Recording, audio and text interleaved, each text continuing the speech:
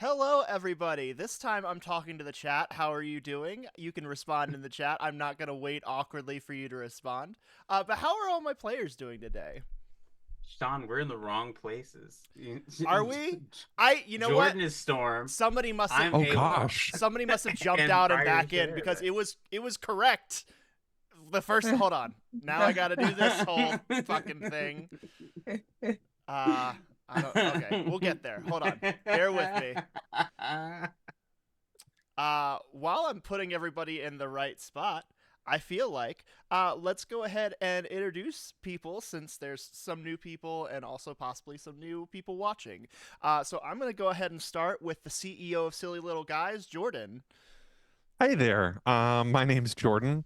I use he, him pronouns, and I am playing Michael Donovan, aka AWOL, today. Super excited to be back. And as if on cue, I just now got you into the right spot. Nice. So, next up, we have the star of unprepared casters. It's Tali. Hi, everybody. My name is Tali. I use they, them pronouns. I am playing the ever mysterious Scheherazade. Glad to be here. Hell yeah. And we have a special guest with us this week. We have cosplayer extraordinaire, and the reason that I know what a Raylo is, it's Briar. Hi, I'm Briar, they, them pronouns. I will be playing today Aurora Monroe, better known as Storm of the X-Men. Hell yeah. All right. The chat didn't see anything. Nothing actually happened. Everything's fine, and we're good to go. Uh, I feel like that was like a split second thing, so it's like the scene in The Exorcist where there's just like stuff popping up and nobody really knows what any of it means. So that's what that was. It doesn't actually mean anything, which could mean Sean, nothing. chat says lower the music because they can only hear the music and not Thank you us so that much. well. I just remembered that I was supposed to do that because I had it up for the loading screen. But I hope that everybody kind of knows who we are.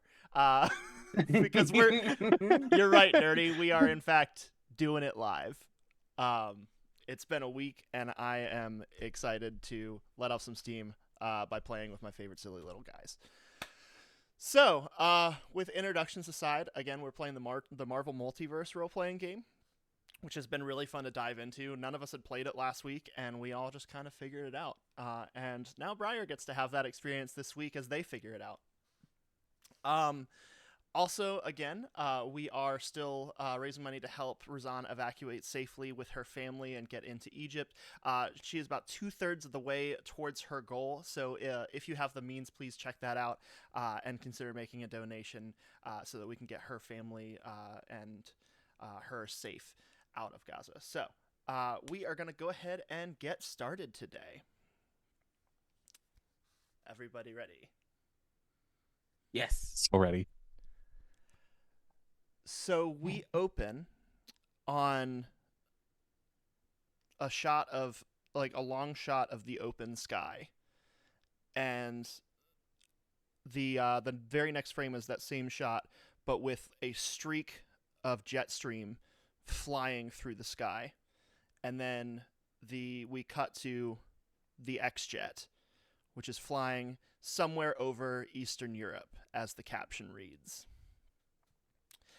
We get a shot of inside of the X jet, Cyclops, Storm, Hank McCoy, the Beast, as well as Ilyana Rasputin, better known as Magic. And we see Cyclops and Storm are kind of sitting up front with the other two in the back, and it seems like there is like some unspoken tension between the other people on this mission. And Cyclops looks over to Storm and says, "You know, I wouldn't have brought you in on this if you weren't the first person that I could trust about something like this." I know.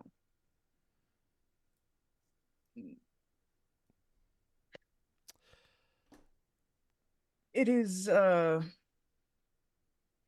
will follow your lead. And Storm kind of says this with a, I not fully on board, but I don't want to openly disagree with Don't you don't want to on a cause mission. tension. Yeah, you listen to the person who's in charge on the mission while it's happening, um, at the very least. But letting her, like, just in case this goes badly, this is my "I told you so" preface. That's fair. Um, he says, I don't want to have to resort to anything as far as the secondary mission goes. Hopefully, it's just going to be a precaution that we don't actually have to use. But with everything happening with Orcus and with Krakoa being in constant danger, like we always are as a people, I feel it's my job to make the necessary preparations in case of the worst case scenario. And at this point, he's being Scott, and he's kind of just babbling on and calculating, which is just the song and dance that you've been hearing from him for years. And I imagine you probably just are nodding. Yeah, I feel like Storm would say, magic is a dangerous thing. You're getting a little choppy. If you don't know exactly what you're doing. There goes my internet connection is unstable. That's what Yep. notification that I'm getting. Am I back? You are back. We can hear you again. Excellent. Yes. I don't know where you last heard off, so I'll just start over. again. Yep. Storm's like, magic is unpredictable.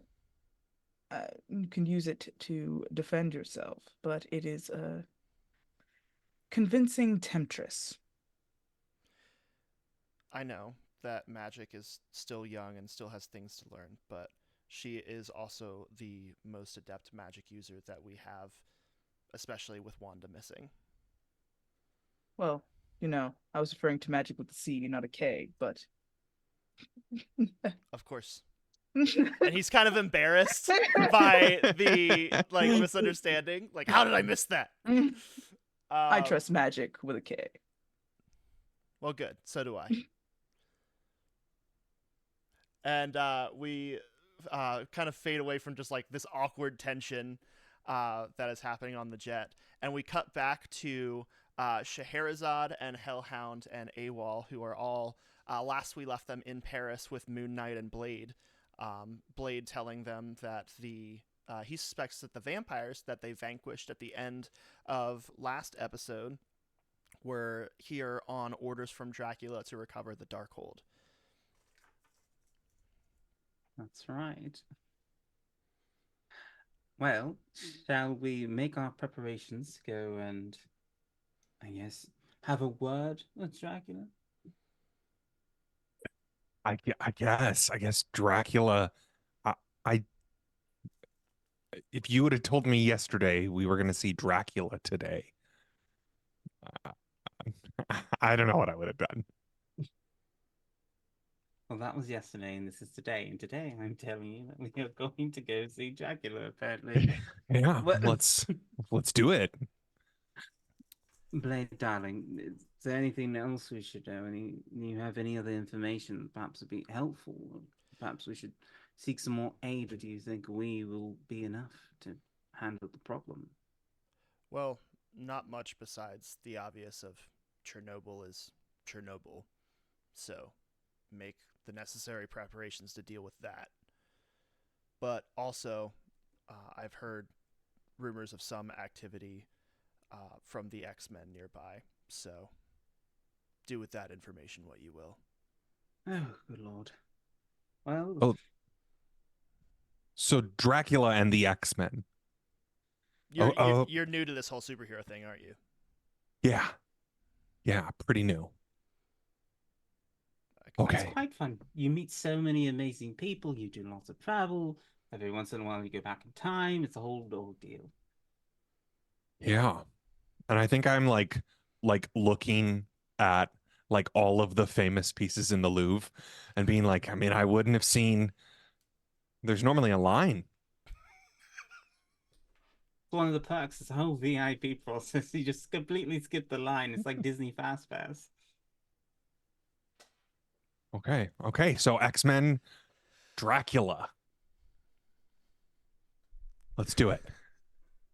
Right.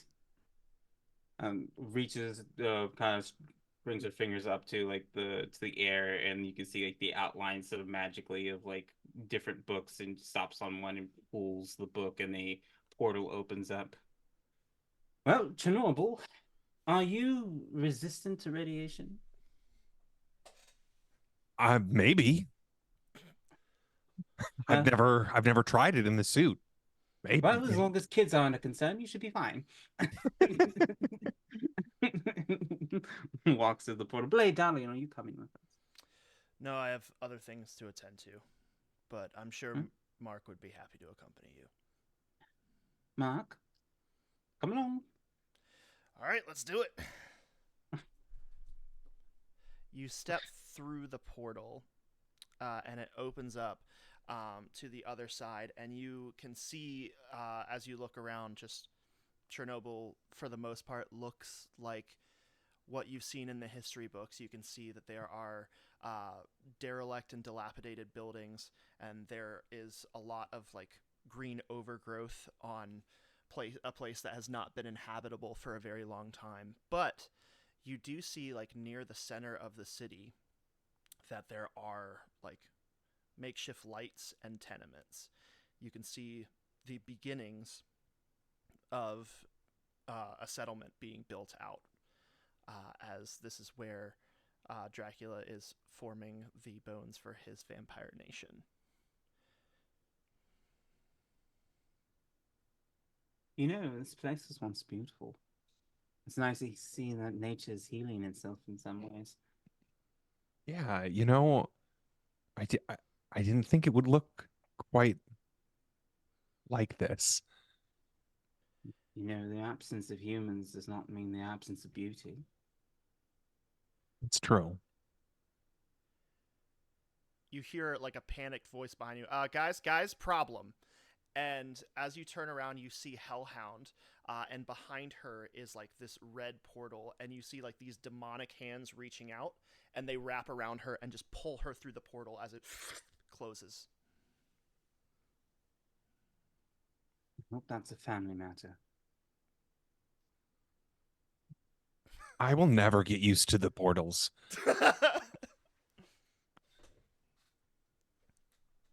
Is it just the shift in perspective, the vertigo? I have had the vertigo's problem. It's the like you open a door and you're in a place that's different, and it's not like I- I'll I'll get used to it. It's just weird. It's all science, kind of. You know, you fold a piece of paper, then you punch a hole in it, the whole ordeal. It's real No. wibbly wobbly, timey-wimey nonsense. Oh.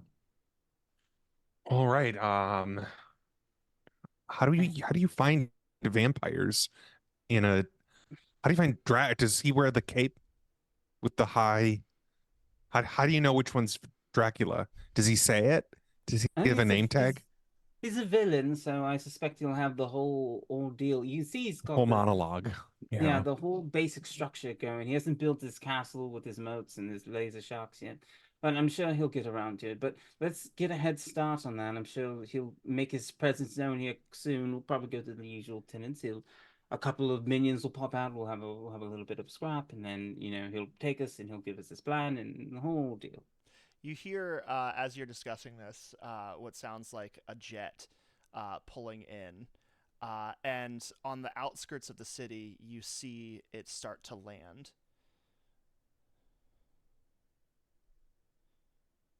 Oh, good. Trouble. He's walking away there. Am I familiar with the accent, or are they familiar with me? Well, you play cards with Logan on a weekly basis.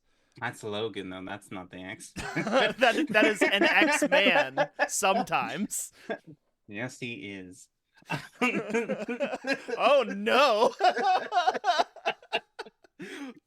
Well, we don't have time to unpack him. all There's of something that. wrong with him. He doesn't need to be fixed. I like him broken. Okay. So You're an Eternal, and the X-Men have been around for a while. You've probably run into a couple of them. To what degree that is, I will let you decide, and we can figure it out as the story progresses, because I think that's the Gotcha. fun way to do it. But you kind of walk over, and at the very least, you recognize this as the X-Jet. The giant X on the side of it tips you off. And so, Branding's important. Yep. And you can see that the door opens, the little bridge thingy. There's a name for it.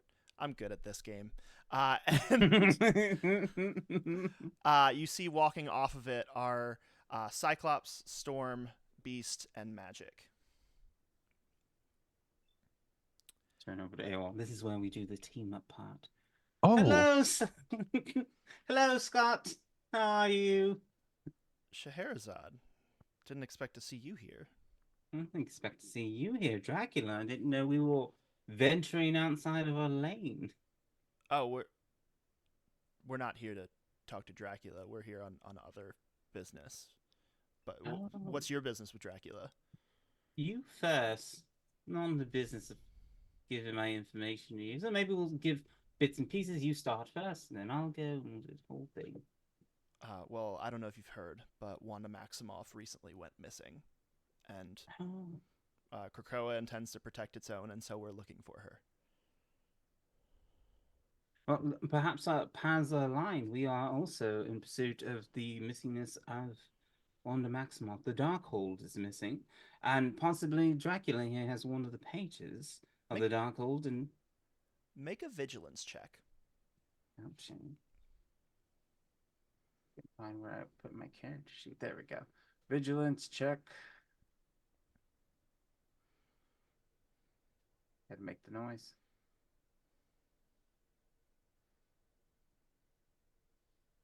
There it goes. It's a little slow. It's a 19. Most people wouldn't notice this, but you're not most people. You have lived hundreds of lives, and when you've lived that long, you come to see the same faces on different people. At the mention of the Darkhold, you see Cyclops. You don't see his eyes, but you see his face just kind of twitches a little bit, as if he is trying to poker face and feign disinterest in that goal. Are you familiar with it, Scott? The Darkhold? Aware of its terrible powers, and that Wanda is really the only person who can guard such a thing, and that it would be foolish for anyone but Wanda to hold those pages and be the guardian of such a thing? Well, considering that Wanda went missing while she was guarding the Darkhold, I'm not sure she's the right person for the job. Oh, and who is? I'm so curious, Scott. I'm sure that we can figure that out. I just haven't had a long enough time to think about it yet. That's the problem with you, Scott. You're never thinking. You're I'm always planning. always thinking. Clearly not enough. You think that there's anyone besides Wanda that can hold on to those pages. It's not a failing of her, it's a failing of you for not protecting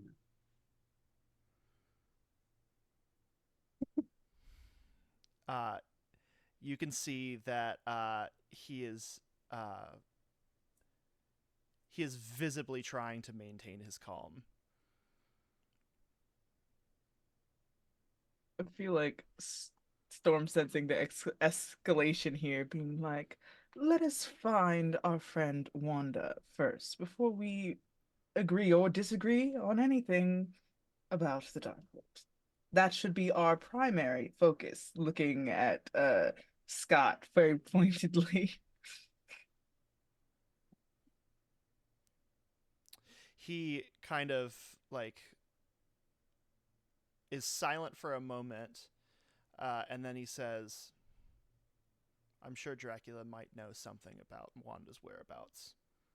Maybe we can make that journey together. If you're going to speak to a vampire lord, you could probably use some backup.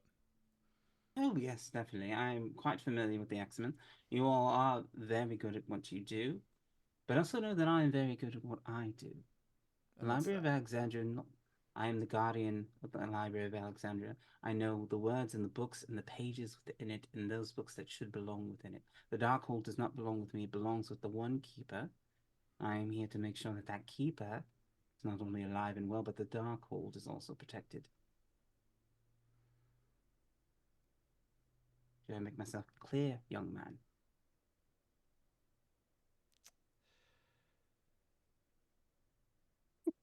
He kind of smiles at that, and he says,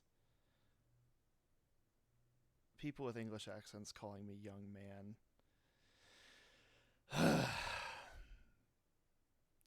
I suppose that as long as our interests remain aligned, that we can accomplish more together than apart." I agree. AWOL this whole time has just been standing Just mouth like agape. really awkwardly. Like, Imagine And artistically standing at the just like um I didn't introduce you know each other. I'm Michael. AWOL, we use code names. Michael AWOL. Donovan, AWOL, ex-Latvian agent, has a burn notice on you. Been blacklisted. Wanted by Shield. Yeah. Yeah, those things. He's also a wonderful dancer. You left that part out. Wasn't in his dossier. Pretty good dancer. Yeah, it's a really good dancer. Oh.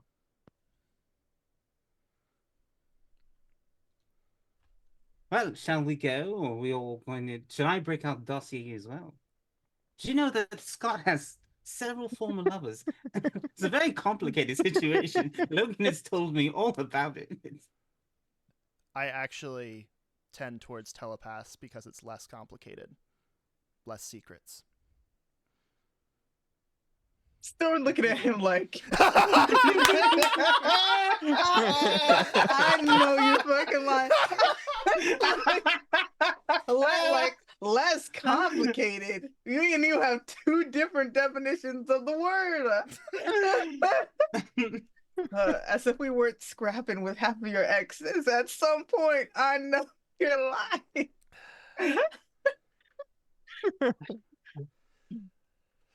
Well, do you have a lead?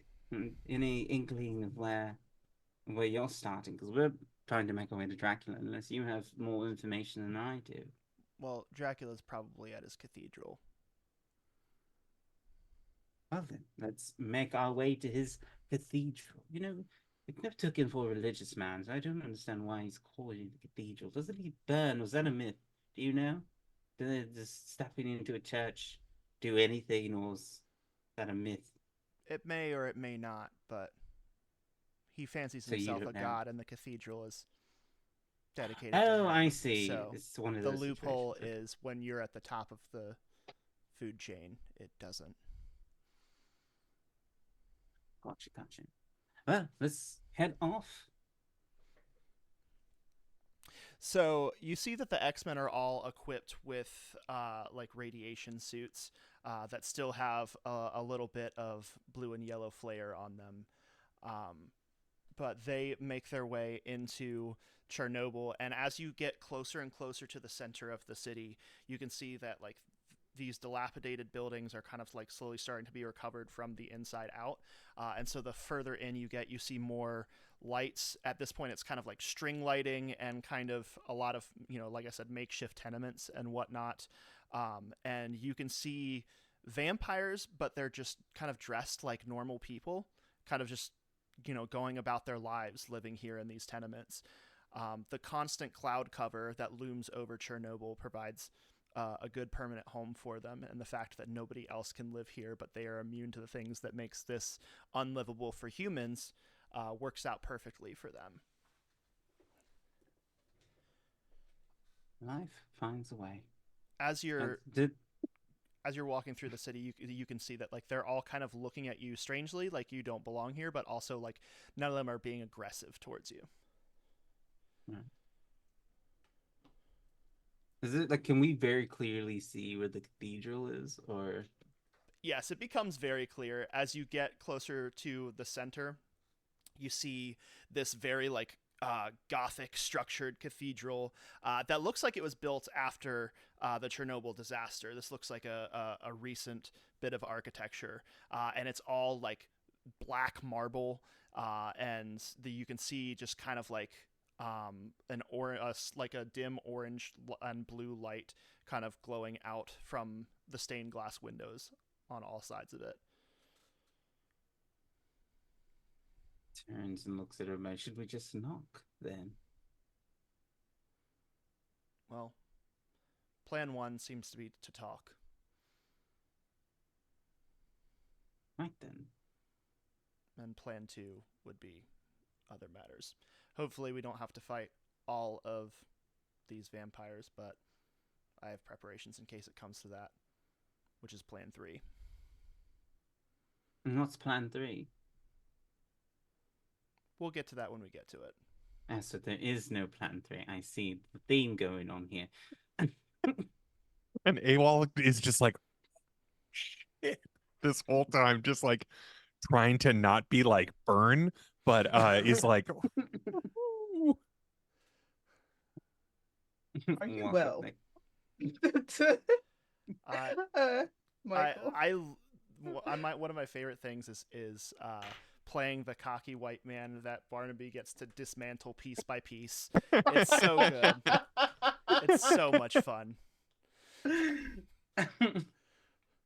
All of you walk into this cathedral, which is like a football field in length, and lined on either side with pillars. And in the center, where in a normal cathedral there would be an altar, there is a fountain out of which is pouring blood. And you can see in the back of the room that there is a throne. Upon it sits the Lord of Vampires. Scott Summers, to what do I owe the pleasure of seeing the X-Men? And Scott looks over at Aurora. You're better at the negotiating part. Do you want to take this one? And I feel like someone's just like, okay, I'll take this, because you've been bombing in the diplomacy department all day. Does Storm say that? You know, I feel like Storm would word it in her differently, own so, way, yeah. Yeah, but would for be sure. like, It's like, yeah, yes, I'll take it over from here. You've been struggling in the diplomacy department today a little bit. And kind of steps forward. Count Dracula, we have come here on business. And what business is that? One of our own has recently gone missing, and we were curious if you had any knowledge of that with your extensive reach. Wanda Maximoff, I suppose. Yes, I do suppose that is who we are talking about. What good is it to me to help you?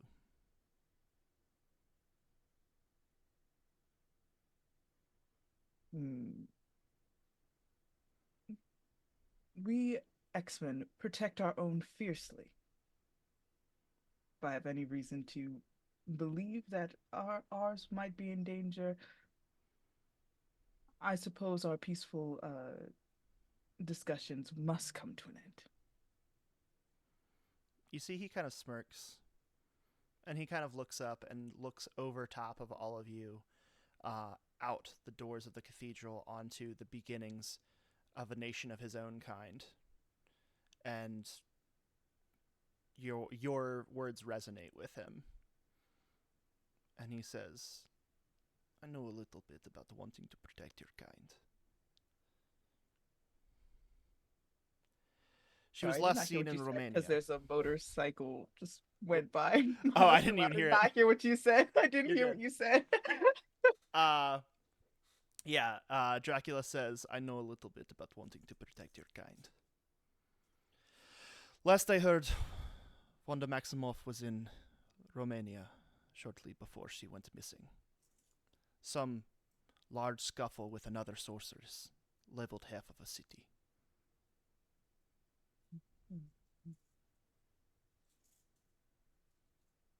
Above table GM question. Why did like the X-Men and Cyclops like go like Dracula was the thing that were like he might know something. So the only information Scott was able to ascertain was that Wanda Maximoff went missing somewhere in Eastern Europe.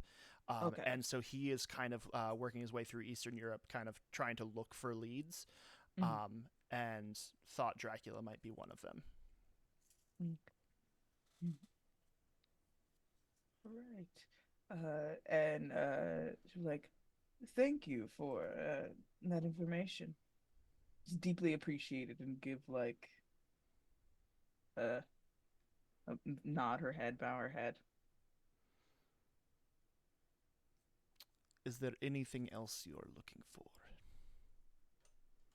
Perhaps your other friends who are not dressed for the weather have questions.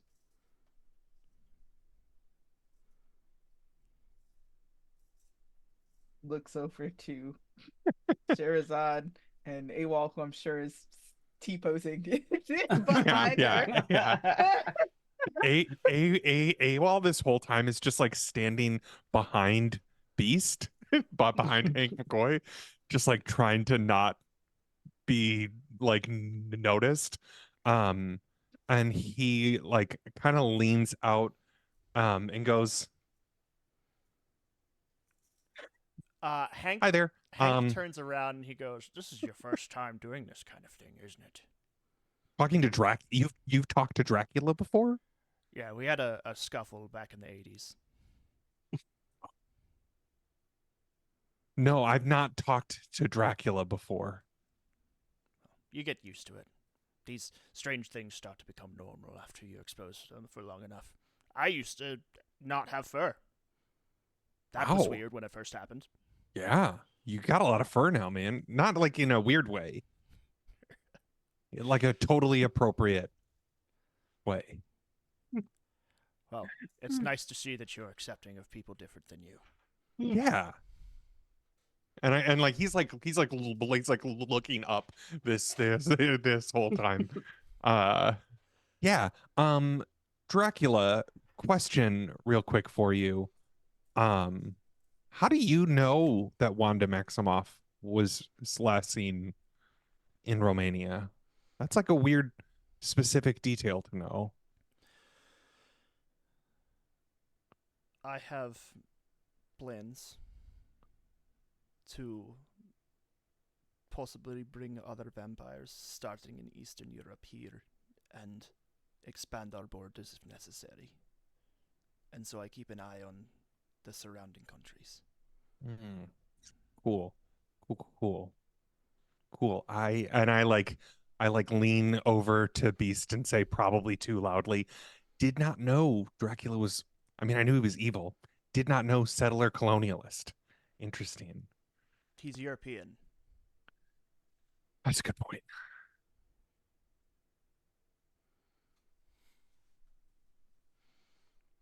That's a good point. I don't have anything else. It's like, I rest my case. White men be white men. And what's up? If I may approach Mm-hmm. Vladimir. Step starts moving forward. Though my business is similar to Mrs. Maximov's, I have a quite different question.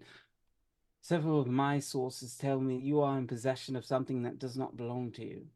I wish for no quarrel, but I'm told you may in fact have pages of the Darkhold. You know who I am, and you know my duty here.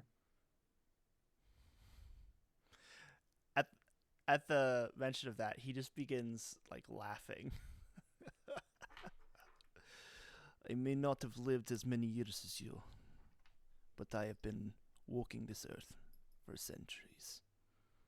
And if there is something I have learned, it is that there are some things that should not be meddled with by anyone, even the Lord of Vampires. Then we are in agreement then. Do you know of its whereabouts? I must keep that evil from leaking into this world, and I must restore its guardian back to her rightful place. Well, my reports have told me that there are pieces of it showing up all over the world, and everyone wants to get their hands on it. We are moving as quickly as we can. Me and AWOL, along with several others in my library, have begun making preparations to try and find these pages, and we have heard reports that possibly there is one in your midst or within the immediate area. You see, he begins to ponder. If there was something here, I would likely know about it. And none of my agents have been dispatched to retrieve it.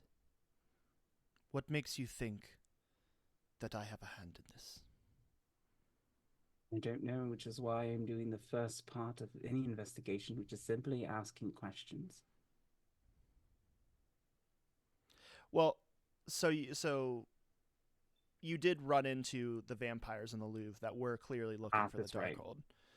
Gotcha. I couldn't remember if Yeah. they had told us or if Mark had told us. So Right. this was like, and Mark's bit, at least from my understanding, Mark's on like shaky ground, given his nature. He's not a reliable, source. So Yeah. we ran into several vampires within the Louvre who said that possibly someone in your midst has pages of the Darkhold, and that is a very dangerous place to exist in. I understand, at least from what I'm seeing, that you are trying to find peace in this world. I have no intention of disrupting that, because all things, even the undead, deserve to live. I simply want to restore the balance, as has always been my charge in this world.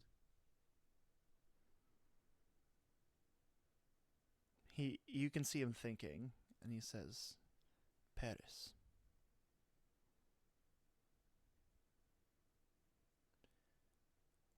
Damn it. It's Lilith.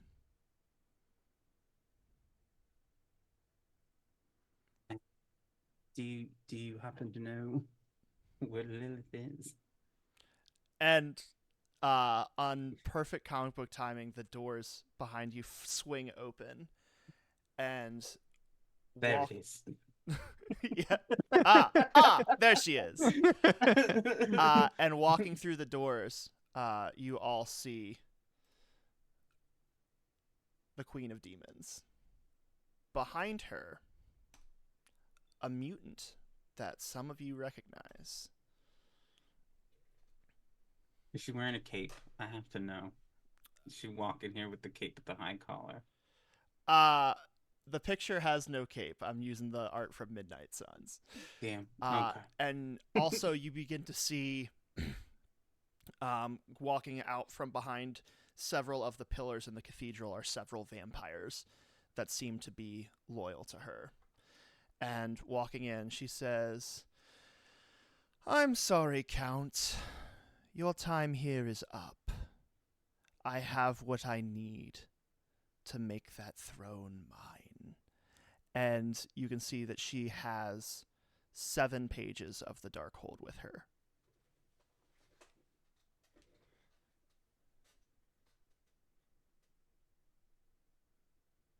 That's a lot of pages. You can see Scott is beginning to assess the situation. He looks over to Scheherazade and says, this is where you get to find out what Plan 3 was. Fantastic. We're skipping steps.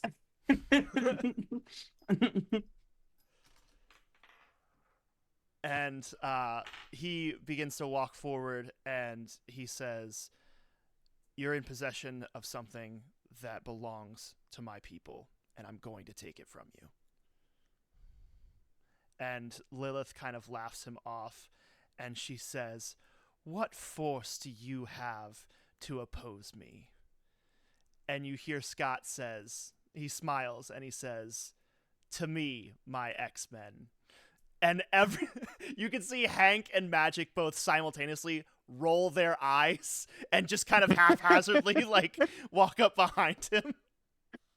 Oh, he's still doing that. I love that. I think AWOL follows. Like, just like, are Michael, we? sweetie, no, don't come Oh, here. oh. And I We're doing a stand next thing. to Scheherazade and I like, Hands sort of folded I in like, and I like Superman pose. hands down. We're not, Oh. not that type of group. Sorry. All right, time to roll for initiative, everybody. Yay! Question: Yes. Does our focus Uh, replenish? your focus does replenish, and also your karma replenish. So you essentially took a long rest before you did this. Everybody stopped at Olive Garden before you came Yes. here. The Olive Guardian's back at it again, baby. Branding, we love it. Let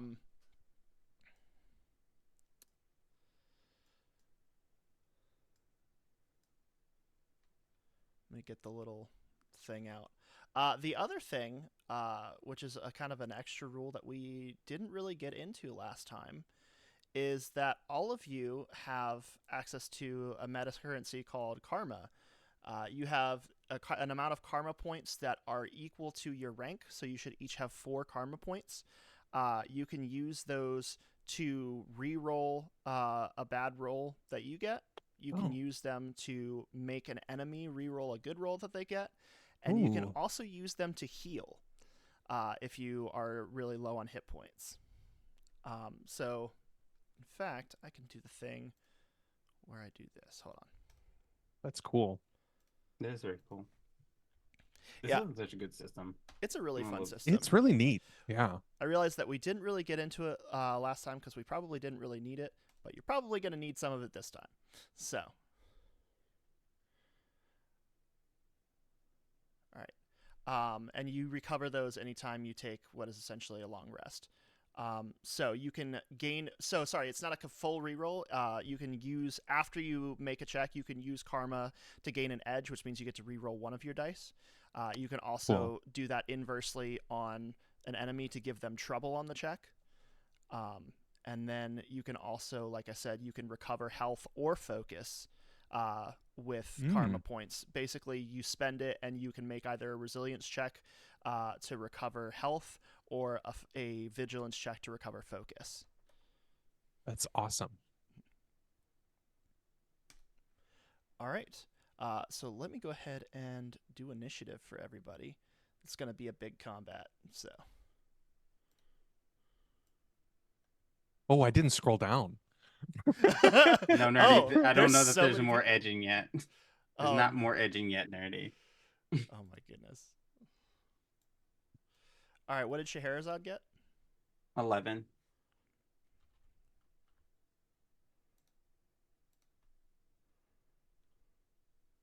What did AWOL get? 14.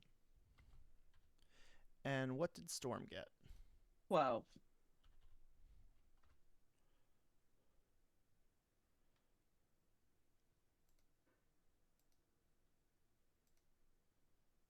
All right. Game loading, please wait.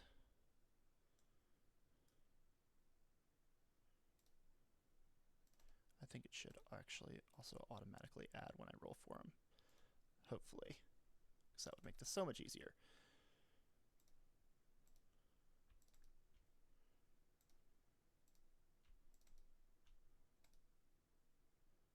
Before we get combat started, is it canon that vampires die in sunlight? That's all I need to know. I'm gonna say that the less powerful vampires, like the ones that are kind of lackeys, yes, but there's obviously daywalkers like Blade, and there's incredibly powerful and long-lived vampires like Dracula who have adapted to be able to live in sunlight. Gotcha. Okay, that's all I need to know. I have a plan, everybody. Another fucking silly, goofy little plan. We love a silly, goofy plan. I'm down. I absolutely love the silly goofy plan. It's my favorite thing. Oh, great. It's not linked to a thing. Pardon me. roll for the bad guys all together because that's easier. And that is going to be a 14 for the bad guys.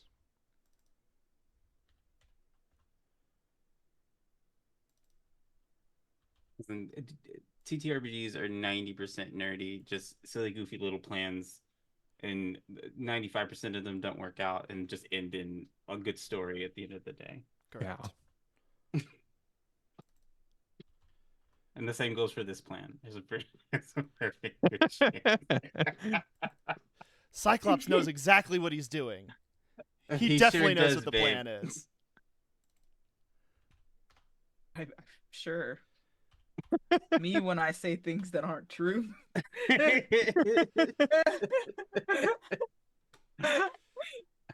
I'm rooting for you, babe. Listen, Scott Summers is an asshole, but he's my asshole. God damn it. Exactly. Whoa. Exactly. Hey, I'm not in that turn order. Oh, well, yeah, you are. Oh, I don't see me. Oh, you're at 14. You're here. That's weird. Weird. Yeah, I've got Moon Knight. I don't see it. And then the two big bad guys, and then AWOL, and then the vampires, and then the X-Men, and then Scheherazade. Cool. I don't see me or That is on my list. That is Yeah, very strange. I believe you. I believe you. Yeah, I will more than happily tell you when your turn is. Yeah, Cool. just tell me when I'm going, Bev. Yeah. All right. So Moon Knight, Mark goes, "Oh, sweet, it's fighting time." Much less graceful than to me, my X-Men. The see magical girl transformation is more like morphing time, and then it goes into subliminal space to turn into Moon Knight. He goes, "It's moonin' time," and he runs up. Just drops his pants. Amazing. All right. He runs up and goes ahead and slings two crescent darts or moonerangs, whatever you want to call them, at this vampire over here. Oops. Roll20 is indeed being Roll20. It's gotten better. For all of the crap I give it, it has gotten better. But it has significantly. I can't wait for it to integrate with Discord. It's going to be such a game changer. That is going to be cool. Also, the demi-plane integration is going to be very cool. I'm very excited about that. Are they actually integrating? Yeah, I don't know the extent of it yet, but cool. Yeah, that'll be sick. All right. So he hits with both, and deals a total of a lot of damage. And manages to almost take out this vampire, and that is going to make it Omega Red's turn. Who? Let's see, 1, 2. Stuff they put in Kool-Aid? No, it's Red 4. Stay different. Just as dangerous, though. Exactly. You understand. Omega Red is like one of my favorite like B tier villains that doesn't get enough attention. The fact that they made 3 Wolverine movies and Omega Red wasn't in any of them bitches is criminal. So he runs up and he is actually going to attack Moon Knight in response to him going after one of his lackeys. And shit. He gets a 20 for 23 damage as you watch, like, he extends his arm and his carbonadium coils come out of his hand and wrap around Moon Knight's throat, and you can see he begins to leech life from him, which is going to give him that much health. Yeah. Brought in the big guns for this one. It's going to suck. Yeah. Omega Red runs up. He says, "Your time is up," and starts to choke him. And that is going to make it Lilith's turn, who is going to do some crazy magic shit. She begins to fly in the air, and she is kind of hovering in the center of the cathedral. That's the wrong thing. There we go. Oh, these guys aren't attached to character sheets. Fantastic. Love that. All right. I am going to need...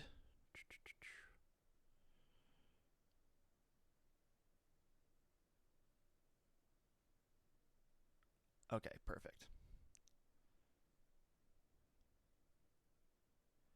Is actually not safe. So yeah, you see she begins to fly in the air, and she begins to conjure dark magic, and you can see like almost like a cyclone appears near the back of the room, and you can see like winds are pushing all of you. It almost feels like the winds are pushing you all down, which is making gravity kind of feel harder on all of you. So while you are within 10 spaces of her, which is going to be most of you, your speed is cut in half, and that includes your flying speed.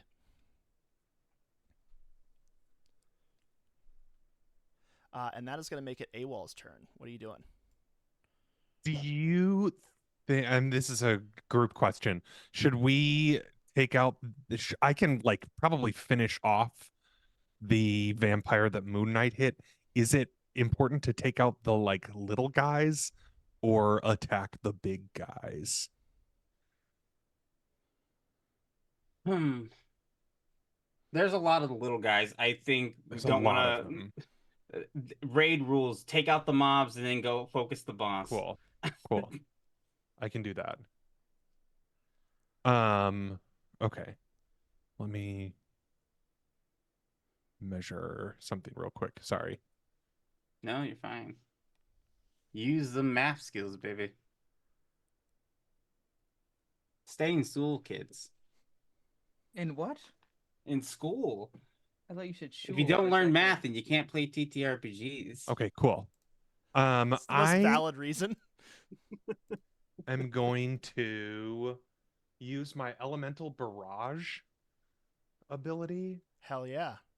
To hit a bunch of fellas. Sounds good. What's the range on that again?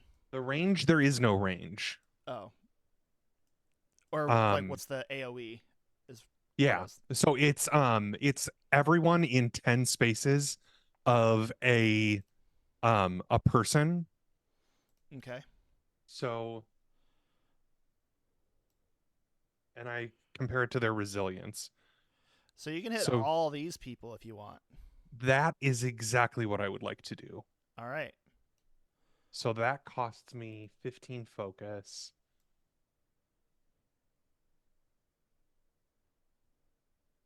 And I make here, I can put it in there. Yeah, it hits everyone within 10 spaces.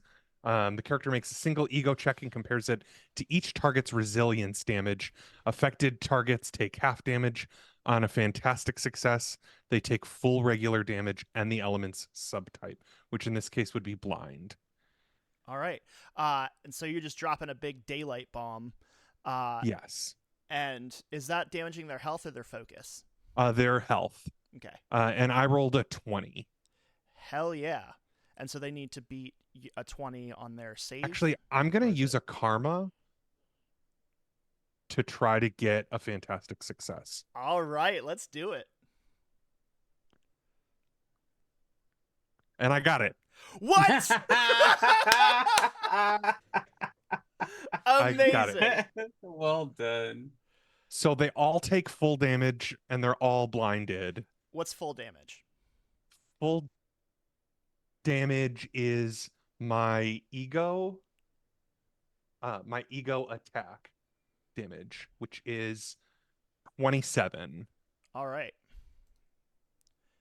Let me go ahead and do the math real quick. Well, I don't actually have to do the math. I just have to enter it in. But yeah. So all of the vampires in the back of the room, they're still alive, but you can see that they are severely singed by this giant explosion of daylight that has happened, and they are indeed blind. Heck yeah. As well as, Lilith and Omega Red are blind. Yeah. Yeah. So there's only 2 vampires who are not affected. Everyone else is affected. All right.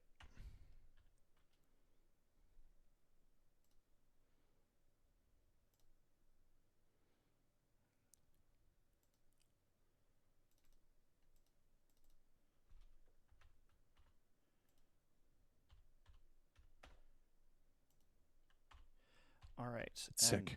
next up is going to be all of the little guys, it looks like.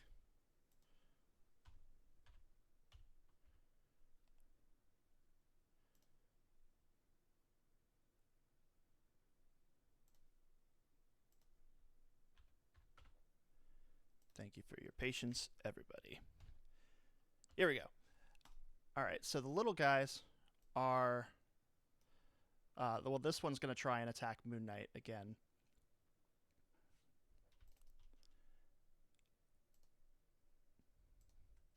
And does so for.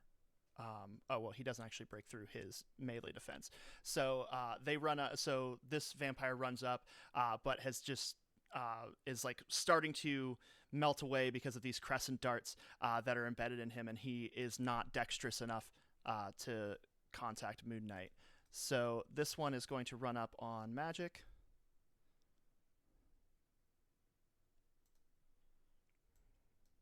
And that is a hit on magic. As she tries to draw her soul sword and parry it, but she is not quite quick enough and takes 14 damage. The blinded ones, does it have like rules on the blinded? There are. I can pull those up actually. Now that I think about it.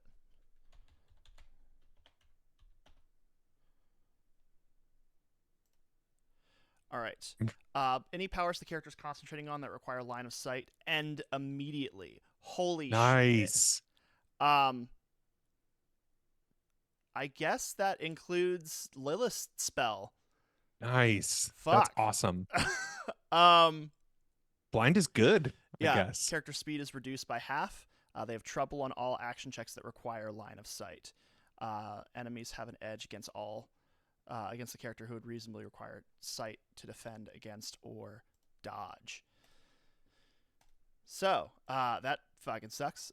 So they are all only able to move 3 spaces up, as they are all kind of just like feeling around in the dark, trying to move towards you guys in some kind of combat capacity. And I believe they're blinded until the beginning of my next turn. Okay. That's not too bad. Yeah. But I mean, shit, fucking disabling Lilith's spell by itself is huge. Yeah, super helpful. So that is going to make it Storm's turn. So do you need the quick kind of crash course on how everything works? Yes, I watched some of the videos, but I'd love to hear from your mouth. Absolutely. So, you have your 6 stats, just like you do in D&D, and you have a combat ability with each of those, or you get to add that ability to your combat rolls. All rolls in this game are going to be you roll a 3d6 and you add your bonus, and you're trying to beat the difficulty rating, which is in this case the defense of whoever you're attacking. And if you roll a 1, it'll show up as an M in the chat. Then that means that you got a fantastic success. So if you have an ability that has a special trigger on a fantastic success, that goes off. A lot of your abilities are going to be pretty straightforward as far, like, it's a lot of text that means very little. For example, Elemental Burst is just going to be, you can flavor that as just a lightning bolt. And it's just going to be a regular agility roll, and it inflicts damage on a success. Okay. You can also do elemental, blast and ricochet if you want to do some AoE stuff. And we can kind of figure out what each of those powers do as we go. Beautiful. Okay. So this would be a melee roll if I use one of my powers. Yes. It would be agility if it's ranged, melee if it's close combat. Okay. Beautiful. Okay. I was going to attempt to make an attack on the creature that just attacked magic, because defend our own. Absolutely. And was going to use elemental ricochet, which is ranged attack. Hell yeah. So Awesome. That's so cool. I think that okay. I rolled the agility. I think that's what you use for range. Oh, hello. Beautiful. Yeah, you put it in chat. That's really convenient. Yeah, it's super nice. Yeah, I'm like, oh, look, there it is. That's the spell that I'm using. Yeah, so 14 total is what it rolled. No fantastic success there. And then that's 15 damage, it All right. says. I guess for flavor, uh Storm would just be like, back you heathen, and kind of like the electricity kind of like shoots from like one of the windows Hell yeah. towards That's so cool. this creature. Um Yeah, and the bolt of lightning collides with this vampire's chest as he stumbles backwards and away from magic. mhm. Beautiful. But I want to I think I have line of sight on everyone. Um Do you have like a bonus action that you can do? bonus action. I don't hold on. I don't know if this counts as a bonus action. Is there bonus actions? I don't. It's I called don't. something different, but there's some. It's like the standard reaction and movement, right? Or is there another secret fourth thing? Yeah, it might just be those. Yeah, I think it might be reaction that I'm thinking of, which is just on somebody else's turn or to react to Gotcha. something else, which is cool because Okay. you can do a lot more with reactions in this game than you can in like Yeah. 5e. Can you hold a reaction? I guess. Well, I don't if a know. reaction trigger Okay. happens, I can let you know. Okay. But that's essentially like you know what? Let's make it learning time so that everybody Okay. can learn reactions because we're all learning this game Beautiful. together, right? So reactions options are interpose, which Mhm. means that you can actually, if you have somebody adjacent to you that is getting attacked, you can move in the way to actually take the force of the blow if you want. You can also you can use ram, which is a reaction to actually moving your full speed in a straight line, and that's you get kind of an automatic attack out of that. Also, there is a reaction for if you want to do the fastball special. That is totally an option, and I want to see that happen at least once Freaking before the end of this fantastic. game. Yeah.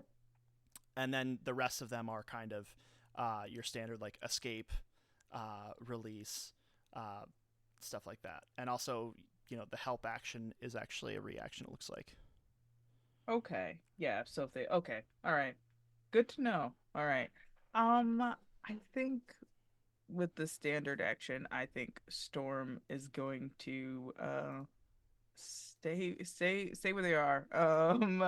Has good range. Doesn't necessarily want to get closer to You can also fly straight up in the air if you want to kind That of like is true. look Is over. is that passive? Because I know it's passive when I'm not in Yeah, combat. it's your move action. So you have your Okay. standard action and then your move action. So you did your Yeah. attack and now you can just like fly up in the air. Yeah, it's gonna fly up in the air. I was thinking this way, but I'm gonna go vertical. Yeah. Above everybody else. Don't come near me. So yeah, you fly up and now you're kind of eye level with Lilith, who is also flying on the opposite end, and she says, "Another sorceress. How fun."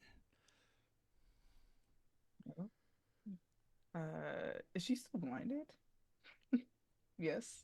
She is, yeah. So she doesn't say that because Yeah. so instead she says, "Oh God, I can't see."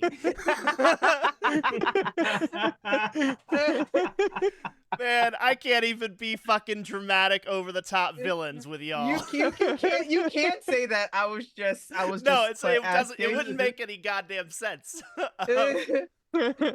It's comic, Sean. It doesn't have to make sense. The canon is optional. I sense another sorceress nearby. I can't see you, but I can feel you. You've been blinded by your ambitions. Amazing. I feel like this is how most comic book dialogue gets written, is in a room full of people laughing about how cringy and corny it is. So I feel like it's totally on brand. After that, Cyclops is going to run up to engage Omega Red. Takes a couple steps forward and then fires his optic blast, which I think we're going to use the elemental burst rules for that. Seems to make sense.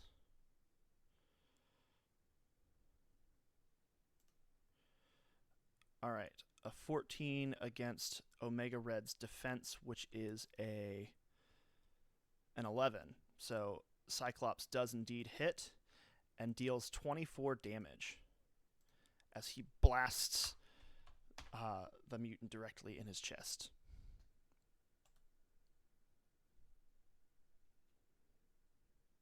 Whoops. All right, and that is going to make it Magic's turn, who is going to use her soul sword on this this vampire.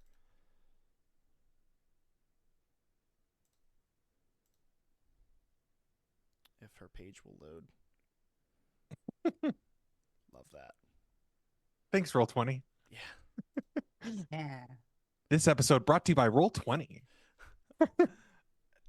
Not officially sponsored. Oh, Yeah. no. Yeah. While the It page could is be. trying to load, I'm gonna actually have Beast run up, and he's gonna try and sweep the leg, Johnny. Oh no.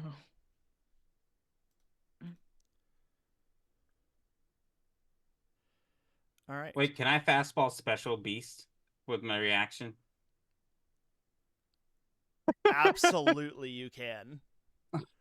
As soon as he takes off running, I'm just going to like teleport him not straight forward but straight down. So above It's their head, so the he can. Blink Colossus move from Days of Future Past, where he like jumps over the edge and like flies through the thing and then That's so teleports cool. horizontally. Absolutely. Yes. I feel like Hank's an original X-Men member. You're an Eternal. This isn't the first 2 times that you guys have been dance partners. So he looks over and he goes, "Portal?"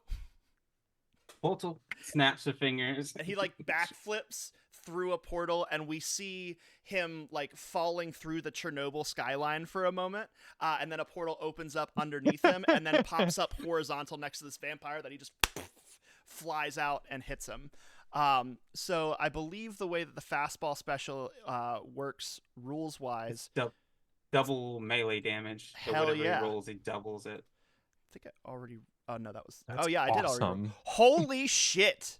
Oh my Um, god. So Wow. 39 doubled. I'm gonna have him hit a fresh vampire just so that isn't wasted. But yeah, I think the seeing magic is like straight up engaged with one. He like blasts out on this side of the map, and punches this vampire, who then flies across the room and gets like impaled by the Gothic architecture on the other side. And then you see him slowly disintegrate. All right. Wild. Yeah, no, that was sick. That's The killer. visual of that was very cool. Yeah. And in all of that time, Magic's character sheet didn't load. So I'm just gonna have her make just a standard attack, and see how that goes. All right, 4 through 4 is 11, which on these vampires is actually a miss. So Magic is off her game today. She charges up on one of those vampires and tries to swing with her soul sword, but it is some. Oh wait, it has trouble because and she has an Yeah. edge because it's blinded. Yeah. So, and the reroll was a 1. Fantastic. Magic's not doing great today. But that is going to make it Scheherazad's turn. Wonderful.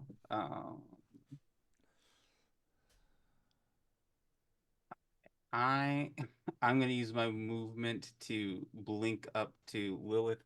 I'm going to grab a kiss love, and I'm going to teleport her directly into the ground. I'm using teleport together like I did for the vaults, and I'm gonna shut her straight down into the ground. Hell yeah. That's awesome. Let me see if she has any fun magic stuff to counter that. Yeah, I say she's got to make a roll for the together, for the teleport together. I will put it in the chat. I have so many powers I have to scroll. Yeah. Forever for them. Okay, there we go.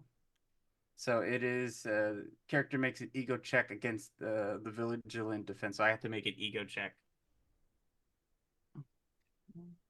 And is that does ego do the checks get edges since she's blinded? you get an edge. Well, she gets trouble on her check. Okay. Because she's making the check. So you said it's against her ego? It's my ego against her vigilance. Vigilance, So got she's it. got to beat a 14. All right, highest was a 4. She's going to have trouble on that one. So she gets an 11. And read the language. I forget how the support them. They automatically get pushed out, but take damage equal to the disruption equal to to a standard action check. The damage multiplier is 1 for every space they must move. So I'm just gonna assume it's just a regular attack. Is how I'm gonna treat it. Okay, I'm gonna assume it's an ego. There we go. So, and I'm gonna say it's ×2, so she takes math. So it's 40 plus 54 points of damage. So she was what's the range on how far you can teleport her? 1,000 feet or 2,000 feet. Okay. I'm only gonna do 2 units because that feels cheaty, and I also can't. A little broken. Yeah, it feels a little broken. And I already feel like I'm testing with. I will never do it more than a +2 modifier because it feels like it would very easily break. All right. So shunted her straight down so that she has to pop back out of the ground. All right. So as that happens, I think there's a thing for this.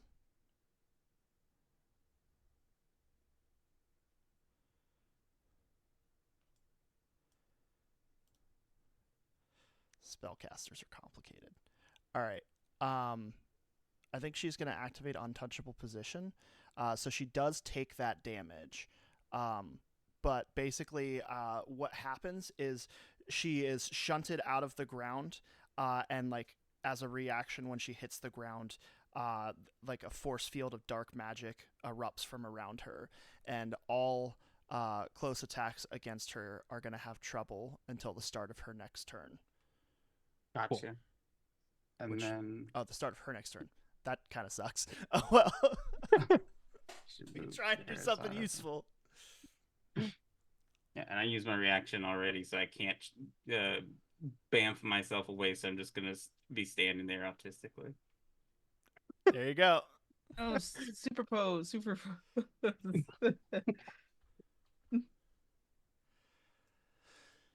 All right.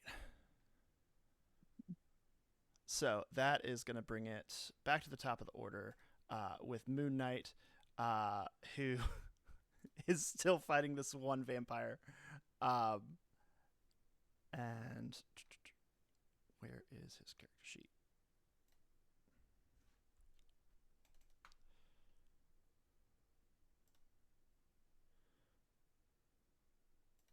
So he's now in melee with it, which he hits, and you see that he like takes one of his like crescent blades and just kind of stakes this vampire through the heart, and it incinerates.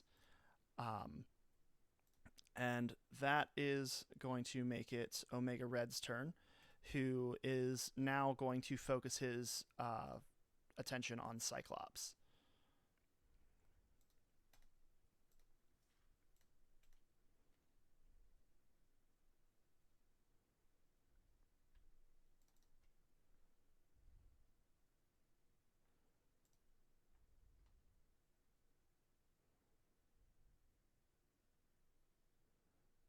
Actually, I think he's going to do something different. Omega Red is going to release his Death Spores. Death Spores. That is a thing. I don't like that. I don't like the way that sounds. Sounds dangerous. It is indeed. Let's see what the range is on that. So... Ooh. Hello? That's fucking So huge. it's everything. I think you got him. I think you got him. Does a 60 hit? It's the same. Yeah. Yeah. So just the whole map. Let me go ahead and drop this power in the chat. All right, the character creates an inky mist for up to 25 spaces per rank around them that blocks all line of sight beyond 5 spaces. On later turns, the character can have the stuff do stuff on later turns. We'll get to that if we get to that. No, so I think that what happens, because Omega Red's still blind, right? So Mhm. I think that he reacts by saying, "If I can see, then no one can," and he lets out these death spores that kind of create this inky mist around everybody and blocks line of sight beyond 5 spaces. So there's like this thick fog that is making everybody cough and struggle to breathe. Yeah, we get to play with people with big powers. Or I do, for the first time. Yeah. I want this for you, Sean. Yeah. Go get him, babe. Put him in a body bag, Johnny. Well, funny you say that, because now it's Lilith's turn, and she says, fuck you in particular. So I think that what she is going to do for you, babe, is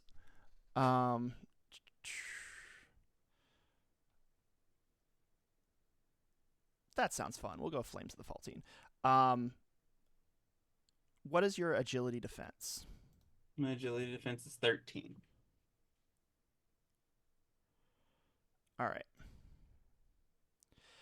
She gets a 15. You're on fire. Hooray! So, wait, is she still blind? Because if so, then she would have trouble. Yes, she is. Does she reroll at the end of her round?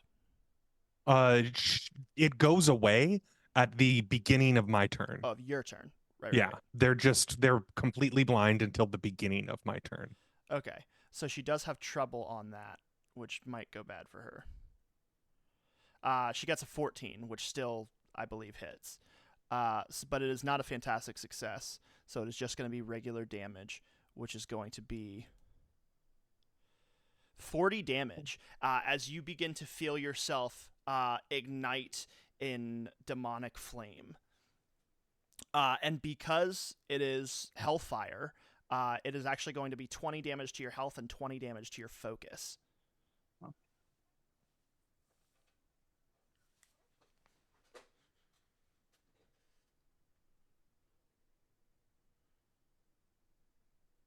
On it.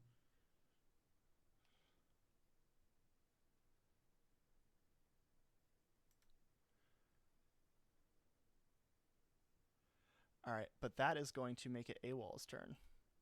Cool. So I was gonna elemental barrage, but now I can't. So I'm gonna do something crazy. Yes. So I'm gonna fly. He like runs forward and does like a sick gainer over the like fountain Does he and pull out his flies. skateboard? Yeah. And flies up. And I'm gonna use my ability Supernova. The character, so it costs at least 15, but I can spend it as much as I want. All right. The character makes an ego check and compares that against the resilience of every enemy within 10 spaces. Okay. For these attacks, add +1 to the ego damage bonus for every 2 points of focus they spend. And I'm gonna spend 80 points. Wild. So I go down to 35. And sorry, I miss it. Oh, that's right, Supernova. So everyone's making resilience defense, and who is that applying to? It's everyone except for this one vampire in the back. Oh shit. Yeah, I guess you don't need line of sight. So Right. Because I like go in the middle of the room and I like put my arms together and all of the like kind of nano robots that had been flying all over the room come in one spot and they just start spinning around super fast until there's this like just explosion of light. You turn into the Las Vegas Dome. Yeah. And just explode with Basically. light. And so So I make an ego attack. Right. Or I make an ego check. The vampire's resilience is 12. Lilith's resilience is going to be not great, 13. And then Omega Cool. Red's is going to be 15. Cool. I got a 16, but I'm gonna spend a karma point to get edge to see if I can Get a fantastic success. Edge these motherfuckers. And I don't get it, so I'm going to spend an edge to see if I can get a fantastic success. So you spending a karma point to do that? Yeah. All right. And I don't get it, so I'm going to spend my last karma point to see if I can get a fantastic success. If there's a meta currency, folks, Jordan's gonna burn through it. Darn. So it does 27 plus 40 halved. So it does 67 halved to everyone. 33. So 34 because it rounds up. Okay. So 34 to everyone except Well, that guy. all of the vampires in the back had 33 hit points, so Okay. they are all cooked. We see it's like Yugi summoning Exodia, and it's the shot of Kaiba like Yeah. and like Yeah. as all of these vampires disintegrate. And that's just health damage, right? Yeah. Now I can't do that again. I mean, I would say that's a pretty good use of it. Yeah. So as you do that, in addition to all of the vampires behind you melting, you see Lilith in front of you, whose sight has just come back. Just in time to be blinded once again. And you see as she is hit by this blinding light, this radiance that pushes her backwards, that she actually moves backwards through a portal to try and escape. Scheherazade, you're right in front of her.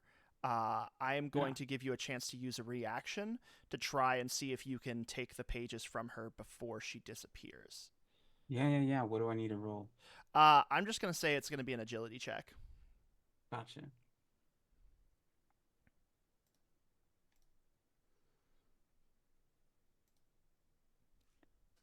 You know, I'm going to use a karma point as well to get a reroll in. You have to beat a Nice. 14.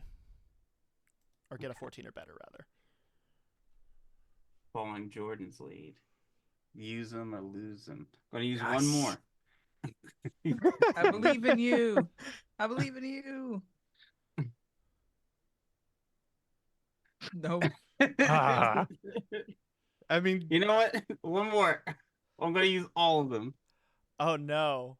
You're going to be so mad when you find out what the next encounter is. I need to get hit. 14! Hey! Just enough. And so, like, as she's moving backwards through this portal, describe to me how you get the Darkhold pages off of her person. Okay, so I think very subtly she's gonna like snap her fingers right as she's leaning back so that the pages go into a real tiny portal and sort of land in my hand. Amazing. So she disappears back to the abyss, and you are holding the pages. And seeing this,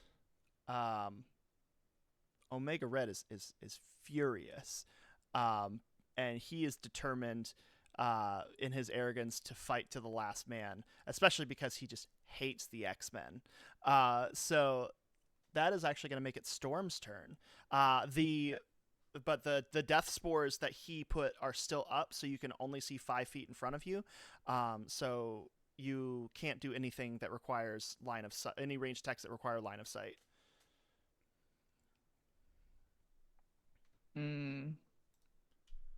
Okay. So how would you describe the death spores? Like a fog? Yeah, Or- it's like an inky mist. Beautiful. I'm gonna cast control fog. Could use control fog. Hell yeah! That's That's exactly what Storm would amazing. do. That is incredible. Beautiful. I'm gonna put in chat. It says the bottom it says character create or dispel a thick fog. Yeah. What would I need to roll for a concentration? It doesn't say there's a roll. It just says they can also dispel any fog in a similar. It says any fog in a similar area. This is what superpowers do.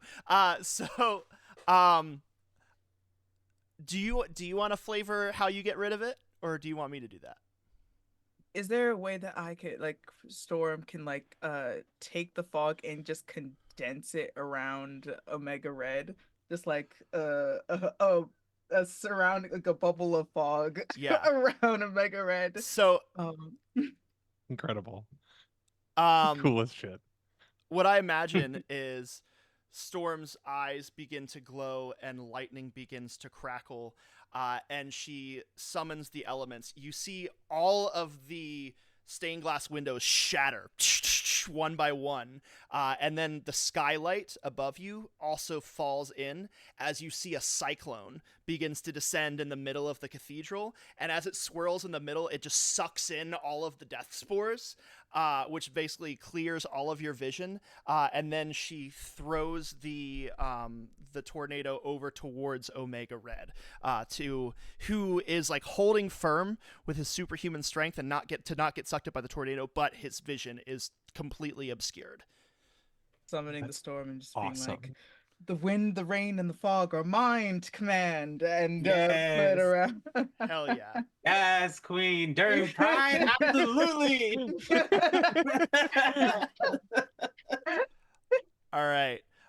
So that is going to make it Cyclops' turn, who is going to see the opportunity that has been created by Storm, and he goes, "Found you," and goes ahead and tries to.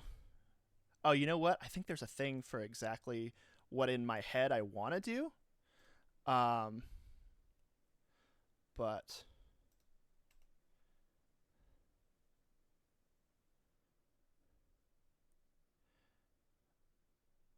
yep. There absolutely is. He goes, "Found you." He like adjusts his visor to be like the wide vision, and he does the Marvel vs. Capcom Turbo ability, with just like the Yeah, he does. huge beam, and just cooks him. So that is going to be, add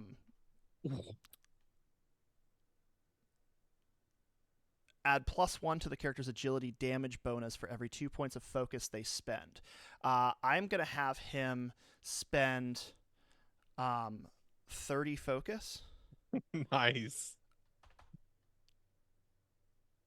So that is going to put him down there. And so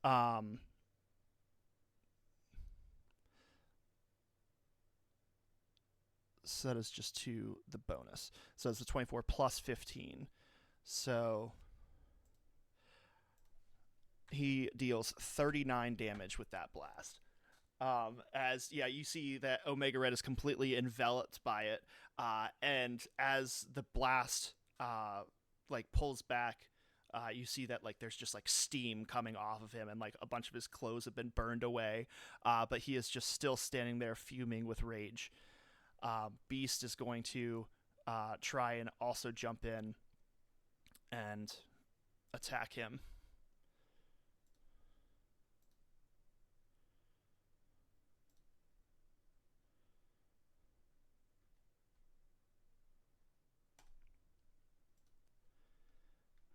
And Beast, I believe, misses. Yes, he does. He can't get through his defense. Would he have edge? Because Oh yeah, he's I guess he blind. would. Because Omega Red is blind. Yeah, he definitely would. So I'm gonna have him reroll one of these twos, which is just another Ah. 2. Hank. Friggin' Womp Hank. womp. God damn it, Hank. And we're gonna give Magic one more crack at it.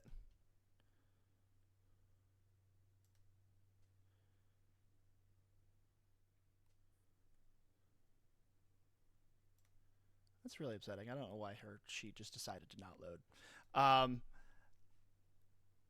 Oh, well, she got a fantastic success, which is a... Nice.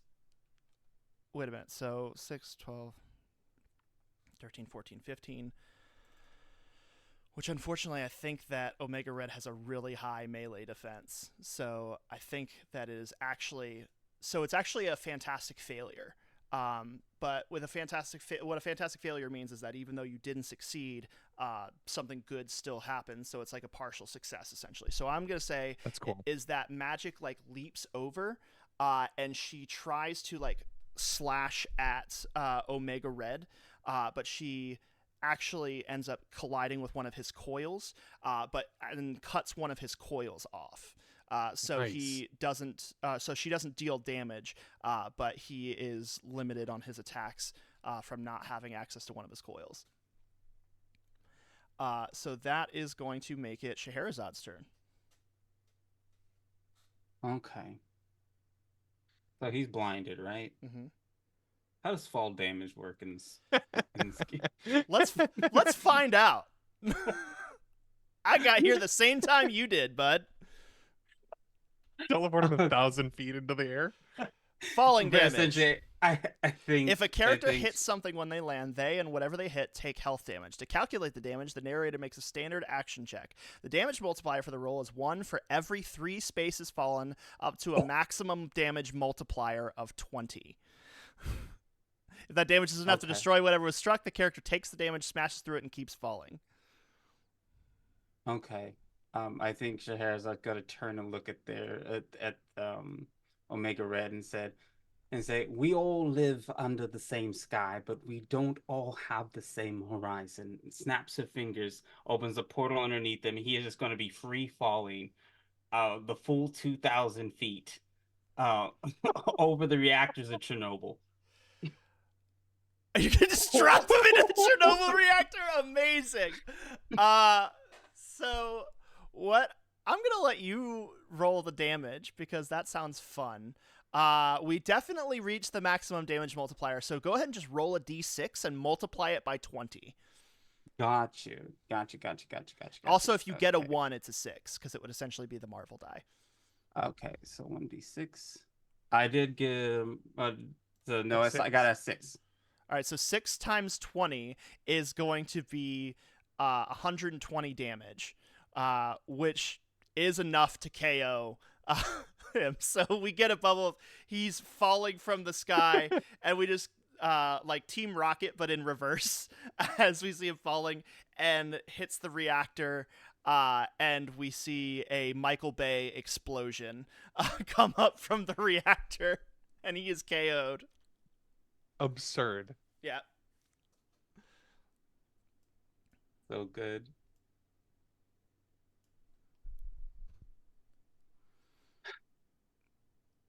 Cyclops looks over and he says, "Good job."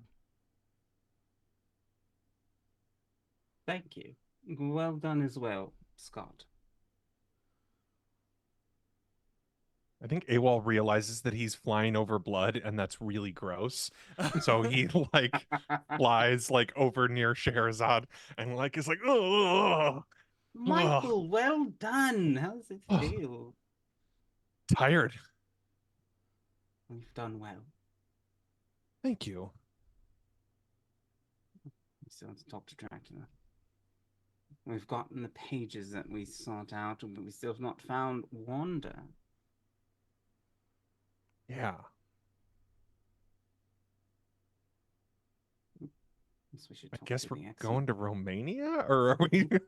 I guess that is true. Should Cyclops storm if it is amenable? Perhaps we can catch a ride in your Uber. Is that what the kids say? Can we maybe hitch a ride in your? Is it supposed to be a stealth vehicle? I'm very confused. It is. Why actually is the very large effective. X? Oh, is it? Why is there a large X painted on the side? Is it a branding thing or? It's stealth 2 detection software. If anybody gets close enough to see the X, they're going to have other problems on their hands. Ah, I see. Well, may we hitch a ride to help you in your endeavor to save your comrade? I suppose that would be amenable. Oh, lovely. I love flying. It's so quaint. So slow. It's going to be fun. All right. Well, that is a good place for us to take a 10-minute break. So, everybody, we will be back and see you then.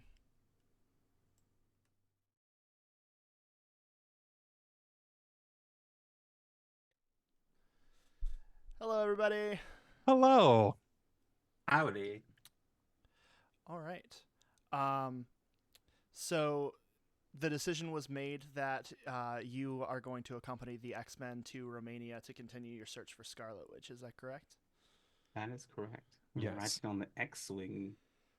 All right. So we are on the X-Jet, and I feel like we get like one shot of Magic sitting next to Scheherazade, just being like, "So you're an Eternal, Yes, I am. and you're quite skilled with magic as well." I do dabble. Yes, I do dabble. It's I mean, fascinating. Your work with portals was exquisite. oh, thank you, thank you. I love your swordsmanship. It's quite impressive. I thank can you. taste your magic. It's very lovely. Oh, I've worked very hard to tune it. Thank you so much. And you can tell that she's like starstruck because she's never met an Eternal before. And Cyclops is just being being Cyclops in the front next to Storm. And Beast, I believe, is going to be flying the jet. How's AWOL handling the fact that you're on the X-Jet? I think he's like just so hyped, right? He's like sitting and he put his seatbelt on right away. And he's just like vibing, right? He's just like he's a person who can fly, but he's like looking out the window like it's amazing. And just kind of like taking in the sights of what it's like to be on such like, because he's a former spy. He's like seen high-tech stuff, but this is like next level high-tech stuff. And Moon Knight is sitting next to you, and it's still Mark at this point. And he goes, "So, did I like mishear, or did Cyclops say that you were an ex-Latverian spy?" Yeah, technically, yeah.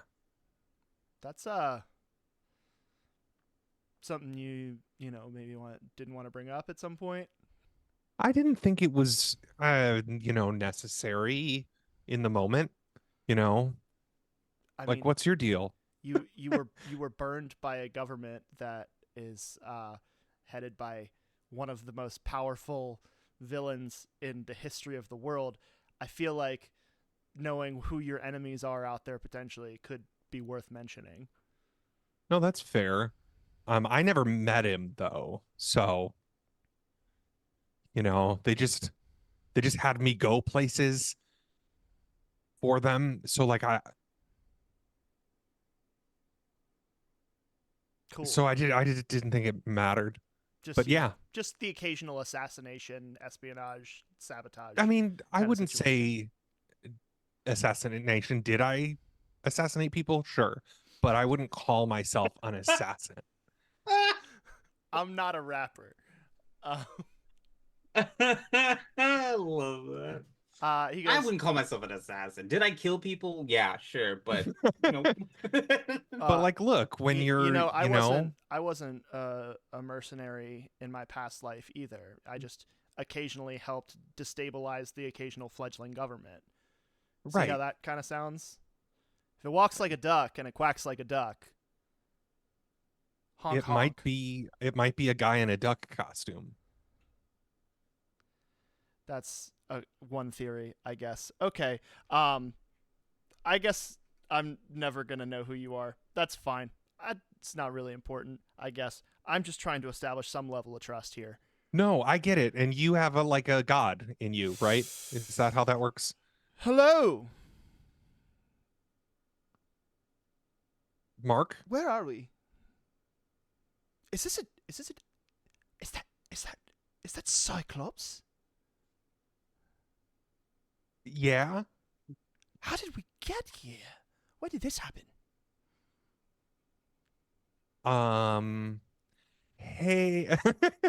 And AWOL's doing the like, where are the adults look of like, I need an adult. Of like, so we're headed to Romania. We're apparently that's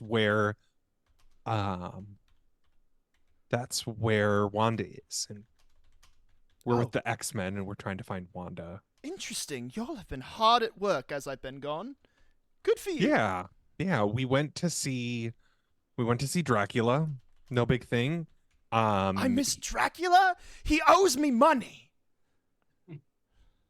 Yeah. We saw Dracula, no big thing. Nothing happened. And then Dracula was like, go check out Romania. And I was like, yeah, boy. And Is that's that an where we're exact headed. quotation? Yeah, pretty much. Interesting. Basically. Yeah. Then Dracula and I hung out for a little bit. Um, Played some Wii Sports. He still has a Wii. God damn it. As you're talking, you hear Beast say, "Oh, my stars and garters. What happened here?" And you begin to see, as you are pulling up on whatever city is the capital of Romania. I'm sorry, I'm bad at geography. You're typical American. But you see as you pull up that there is, in the middle of the city, like this huge crater. And you can see several surrounding buildings that have been completely destroyed. You also see, as you're getting closer, that S.H.I.E.L.D. is on site.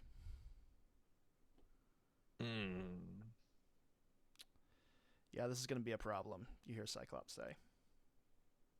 Oh, Lord. Before we get off, I'm going to tap and I'm going to open the Library of Alexandria just so I can put the Darkhold pages in that glass display just in case. I'm not going to let anybody else walk in the portal behind me just out of remembering what we were warned about like Moon Knight and Mark.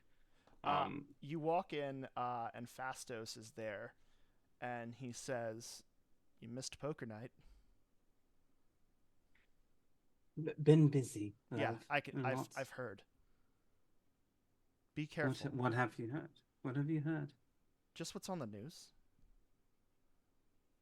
Yes, we're in Romania. I haven't quite figured out yet what is going on, but do you know? I don't know much more than you do, to be honest, except for the fact that since this whole thing happened, I haven't heard from Icarus. And when things start to go off like this, he tends to get his own ideas. It's going to be Pompeii all over again. Puts the pages in the glass case and shoos them away, kind of shunts them somewhere into the library. Keep me informed and I shall keep you informed. Hopefully I shall find out where Icarus is in this moment and what's happening in Romania. We have to find Wanda. It feels as though everything is unraveling quite quickly. Well, good luck with that. I'll let you know if I find anything useful. Thank you, Fastos. You continue to be my greatest ally and friend. He gives you a gentle pat and says, "Off you go." Capsule walks through, a smile immediately on her face. Well, we're in Romania. This should be fun. Yeah, except for the government espionage and seemingly devastating catastrophe that happened here.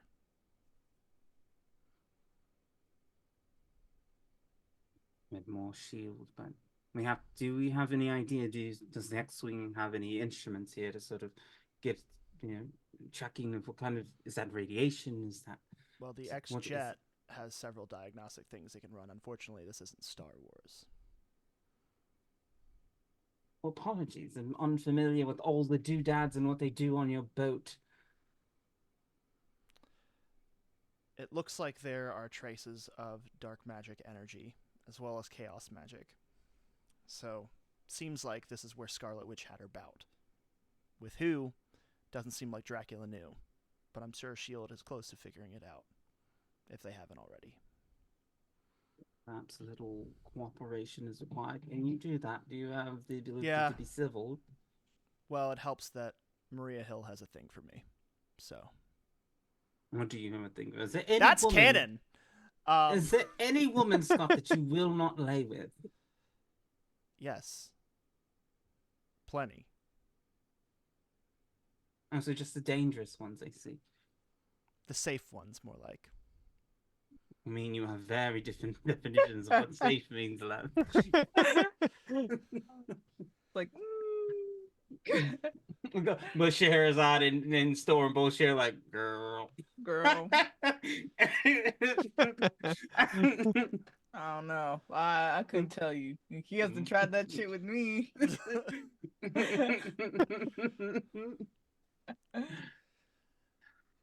What is your plan, Scott, when we land? Or is this another plan 3 sort of situation? This is plan 4. Actually, different situation, so we're starting back from plan 1. Right.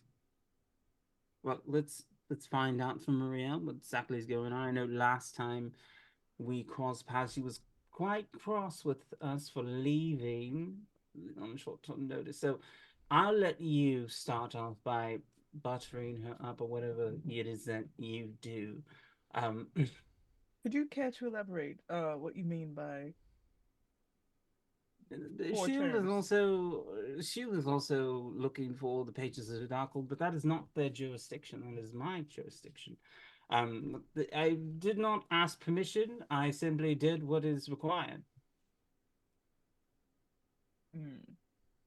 So I may have questions, and what does the kid say? ACAB. We tell them nothing. We know nothing.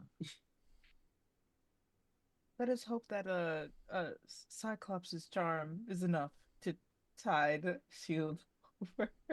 And if it's not, and she looks like it's cropped, perhaps Plan B will be in order. He is angry at the implication of Plan B. He always refers to them as Plan 1 and numerical because Plan B insinuates that there are only 26 plans. And as he begins to land,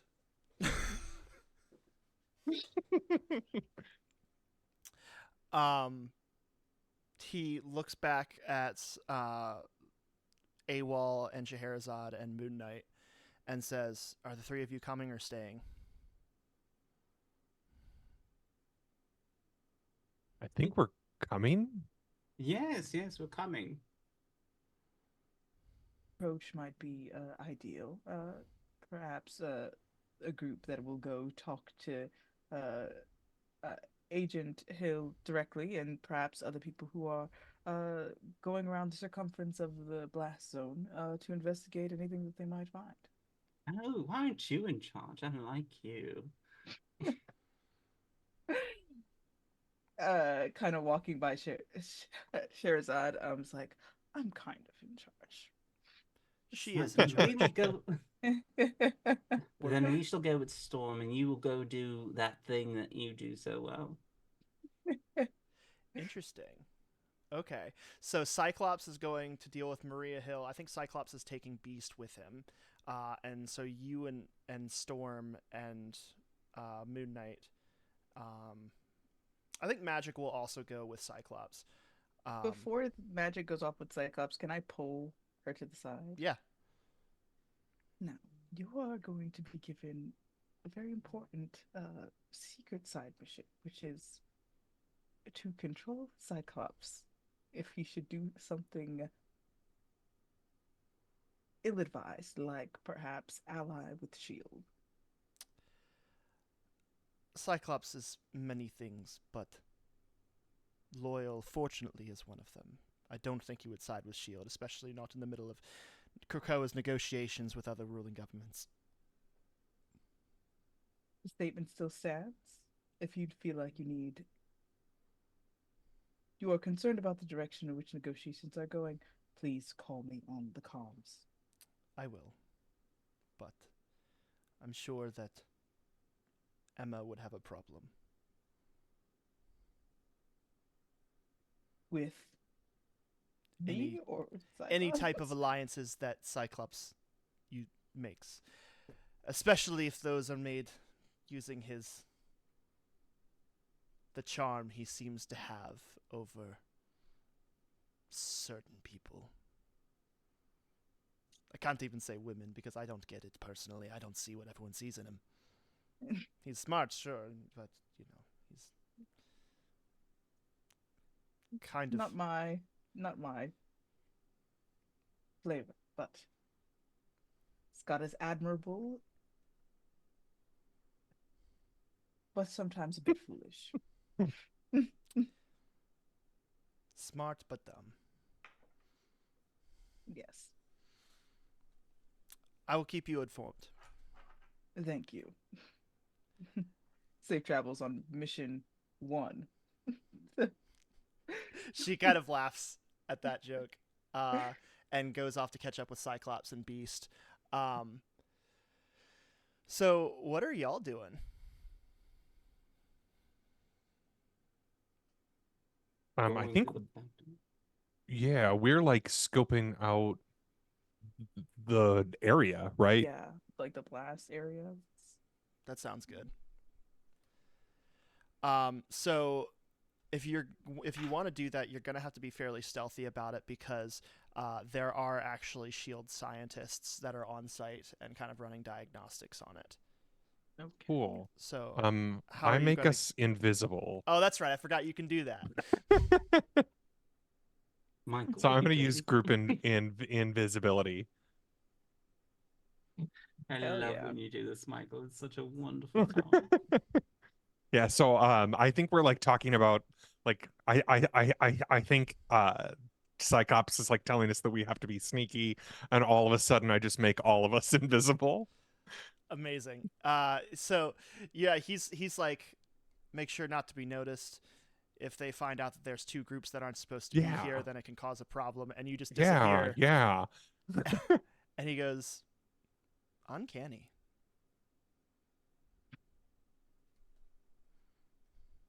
If I look at the camera. Oh, he said it.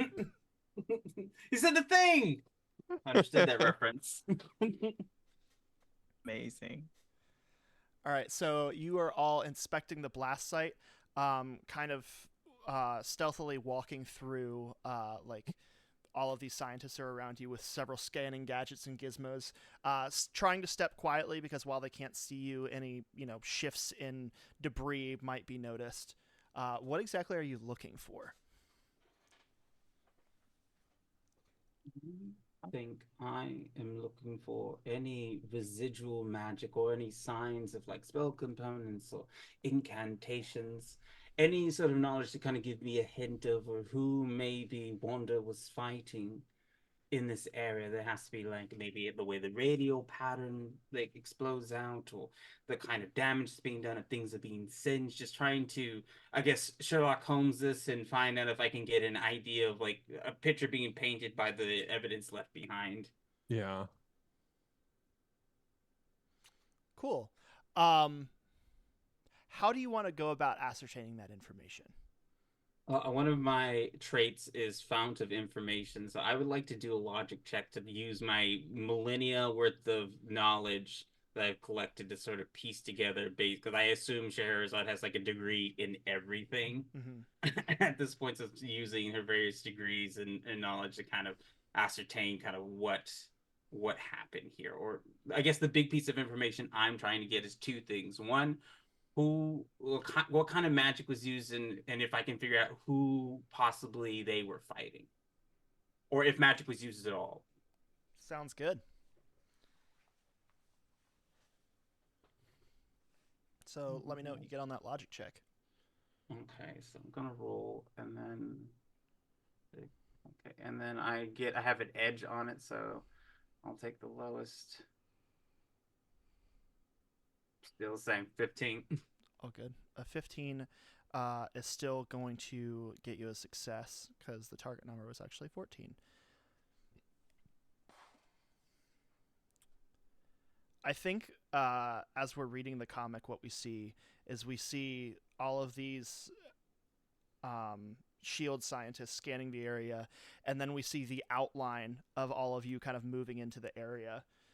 And we see Scheherazade's outline come towards the center of the crater, looking around, kind of investigating, and their eyes catch what looks like a shattered tablet that was used as some kind of spell component. And as you look at the engravings, you realize you have seen this component before, albeit hundreds of years ago. And I think that we get a frame of like Scheherazade with a look on their face, like, I know who this is. And then we cut over to the undisclosed location that we saw in the first episode. And we see like Scarlet Witch starting to come to her senses.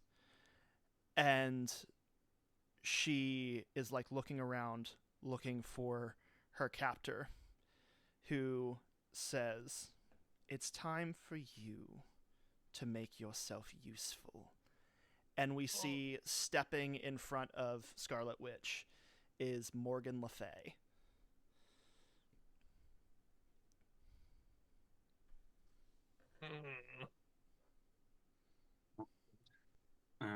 We will begin because we can't see each other, so I'm not exactly sure how to get in touch with everybody. So I think I will just kind of teleport my way up on top of a building and use what I'm assuming are comms that we have, so I can't be heard or seen. um, and Storm and Michael, AWOL, I'm sorry, forget the names. I think I know who is behind this. Morgan Le Fay is finding components and pieces of this, telling me that she is behind this. Morgan's involved with this. We are in a lot of trouble. We must find Wanda as quickly as possible. I do not know the current whereabouts of Morgan Le Fay. Sean, would I know anybody? Because I also have connections as a trait. Is there anybody I would know who would like have knowledge of where Morgan is? See, that's the thing, is that Morgan, it's not so much where as when. And I know we're not doing time travel, but she is. You say that. And so she is from like Arthurian England, and basically on occasion comes to the present to do things. So she kind of exists outside of time. So whenever she pops up here in the present, nobody really knows where she's just come from, or where she is going to end up. So as far as present whereabouts, probably no one's going to be able to tell you that. But as far as like past motivations, tactics, alliances, things like that, the closest person to you that you know that has knowledge of those kinds of intimate details about Morgan Le Fay is Icarus.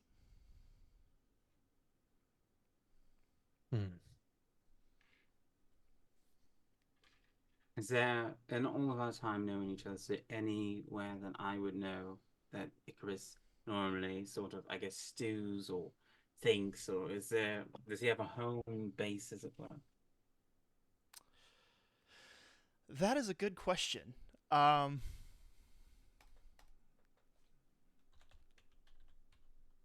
Was there a way to get Icarus's attention, I guess, would be a better question.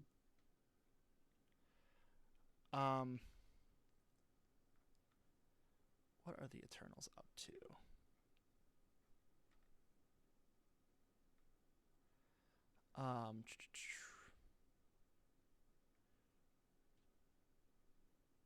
Also, we'll be relaying that information to Storm and Michael over the comms, that if anyone's going to know where Morgan is, it's going to be it's going to be Icarus.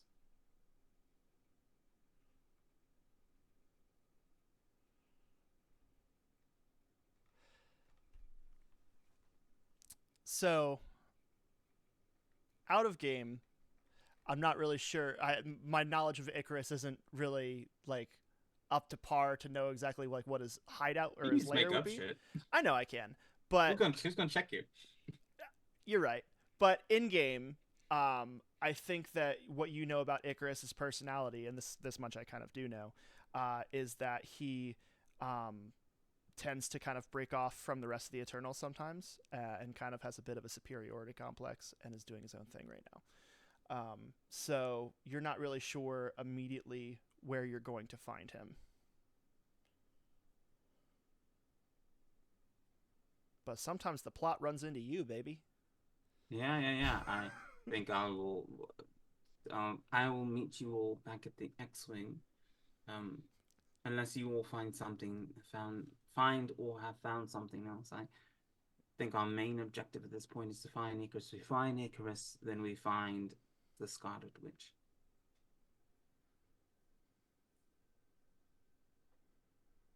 I feel like what Storm was. You can't We hear can me? hear you now. Yeah, I can hear Okay. you now. You're just real I was like, I quiet. see my yellow square lighting up. I was worried. Storm would have been like kind of like trailing the shield scientists that are kind of like around the area Okay. and just get a scope of like at least what their purpose is here outside of the like yeah, they're investigating the blast in the ground, but what are they hoping to find is sort of like what Storm will be sort of like looking for, I guess, before going back to the X-wing to meet up with the crew. Okay. If you want to just make a logic check, then we can see what you're able to, what information you're able to gather. 15 total. All right.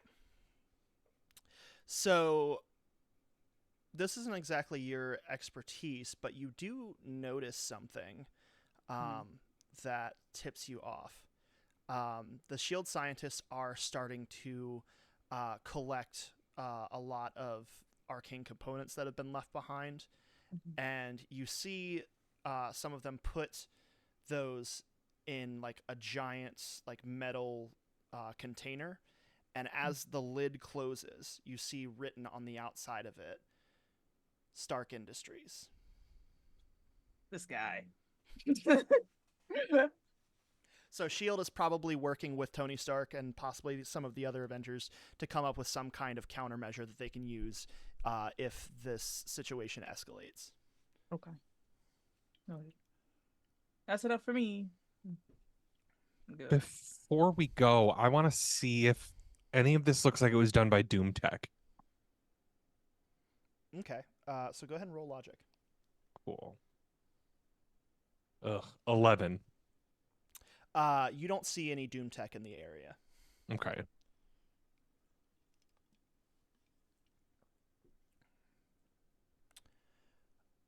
You're all invisible, right? Yeah. Yes. And when you're invisible, you can't see each other either, right? That's correct. Okay. No reason. Good. Good. Cool. All right. Is there anything else that you all want to investigate while you're here? I guess one more thing I'd like to do is go to sort of the highest point I can go, like teleport to. And I'm going to use my supernatural sense to see if they're outside of the blast, if there is any. Basically, I want to see if anyone's spying on us or if there's any other supernatural eyes that are on this that I should be aware of, because it is the Darkhold, and I know actively that there are other people searching and or looking. Sounds good. So you're just trying to see if there's any other external parties that are kind of overseeing the event? Yeah. All right. I feel like that would be vigilance unless you have an ability that gives you a thing on that. I'll put it in chat. I also have heightened senses as well. I don't know if that helps. But the character can sense roughly twice as far as normal. They also have an edge on vigilance checks to perceive things, and enemies have trouble on checks they make to sneak past the character. Gotcha. So nothing escapes my eye. Perfect. So let's see if character was remain undetected. Oh, I gotcha. Okay, so I'll just make a vigilance check with an edge. Well, you don't have to make. It doesn't look like you have to make a check Okay. to defend. There's only a check if somebody wants to not be seen. Gotcha. Okay. So totally not related to that. What's your vigilance defense? Vigilance, it's actually my best stat. So I got a 6. All All right. right, 16. I'm sorry. 16 I have is a the 16 defense? defense. All right. Interesting. Let me see.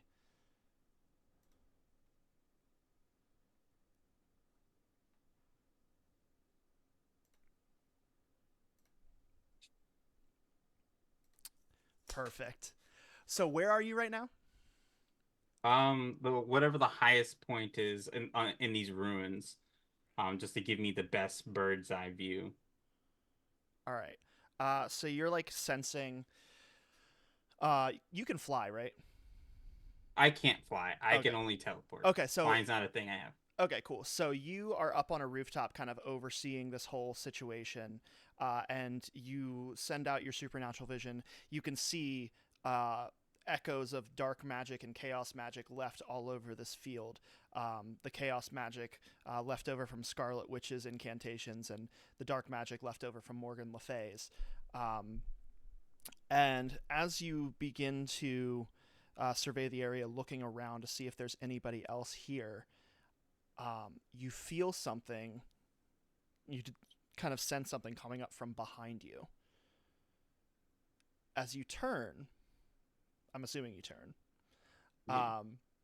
You see that there is not anybody visibly there with your normal vision, but because of your supernatural vision, you see the outline of Moon Knight approaching you. And with a voice different than he's spoken to you before, he says, "I'm gonna need those pages, darling."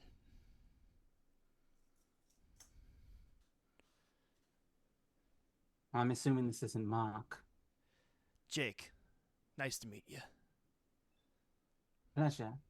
And I'm assuming if you felt bold enough to sneak up on me, you know who I am and why that cannot be a request that I fulfill. You might be more powerful than me, but you're not more powerful than Khonshu. And if you have any sense of self-preservation, you don't want to trifle with him.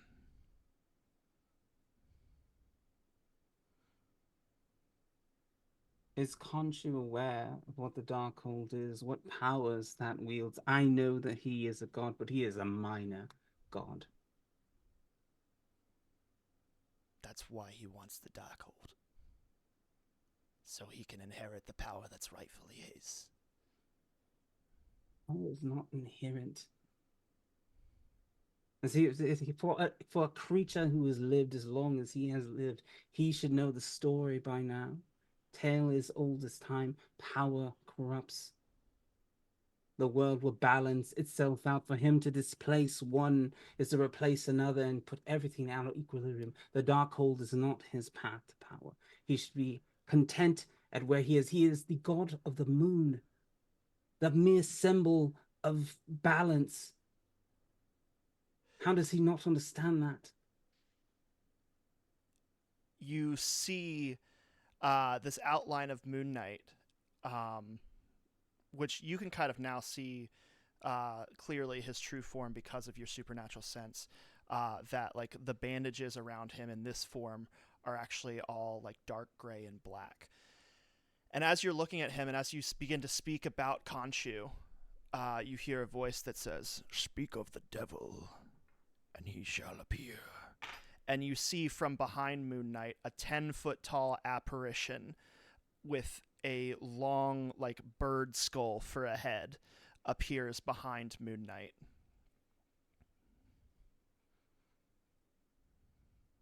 Khonshu, you and I both know I cannot give you that. I've been here since man first walked this earth, and I am very familiar with the story that lies before, and you cannot have these pages. You're right about many things, wise bookkeeper, but you're wrong about one.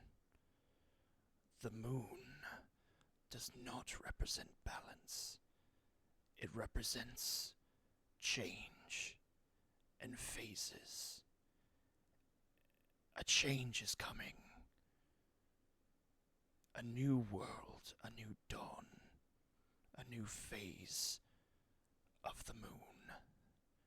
And if you wish to remain a part of it, if you wish for your eternal lifespan to continue, I suggest you do not make moves to hinder it.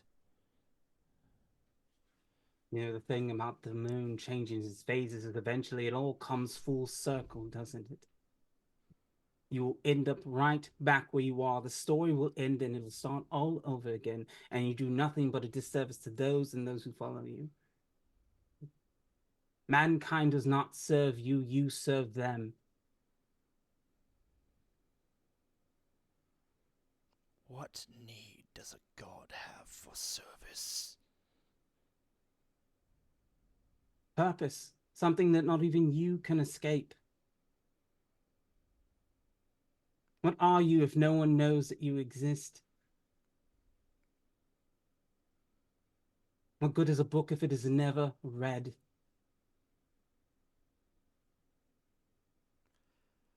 You see Khonshu ponders your words and does not take your long-lived wisdom lightly. He considers these things, and he says, "Nevertheless, the Darkhold is an indestructible force. It cannot be destroyed. It cannot be gotten rid of. If someone is to wield it, it should be someone with the wisdom to use it wisely." And the wise would know never to wield it.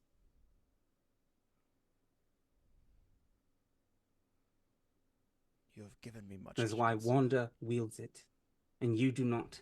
You are not its guardian. There are rules. We have them for reasons, Khonshu. Wanda is the reason the pages are scattered in the first place. I can only suspect that she has done it out of the safety of the world. Do not underestimate humans and their value. So, hearing what he says about Wanda, that's news to you. And that's a fair assumption for you to make, that she did it to protect humanity. But that is a piece of information that you've gleaned from your conversation with Khonshu. And he continues to say, "Life is fleeting. Humanity will be gone one day, just like a phase of the moon. But we are eternal. We are constant. Why are you constantly thinking in terms of the well-being of things that will expire?" Living forever has taught me one thing, and that is to enjoy every page, and no one enjoys the pages better than humanity. They live more in their short blink of an eye than me and you have ever done. They laugh harder, they cry worse, they live everything better than we have ever lived. To live forever is to not be an active participant in this world, but to be an observer. Even you, and looks at like his avatar, are bound by humanity. You are bound through their experience, through their faith, through their love.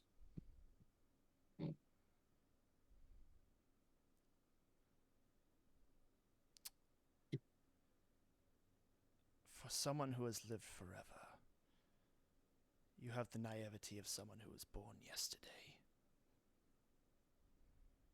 Hope is not a thing to take lightly, and is a gift that you've given up on. I can see that. I hope that you find your way. You are charged with your tasks, and I am charged with mine, and mine is to protect that book. We are doomed to repeat the story over and over again.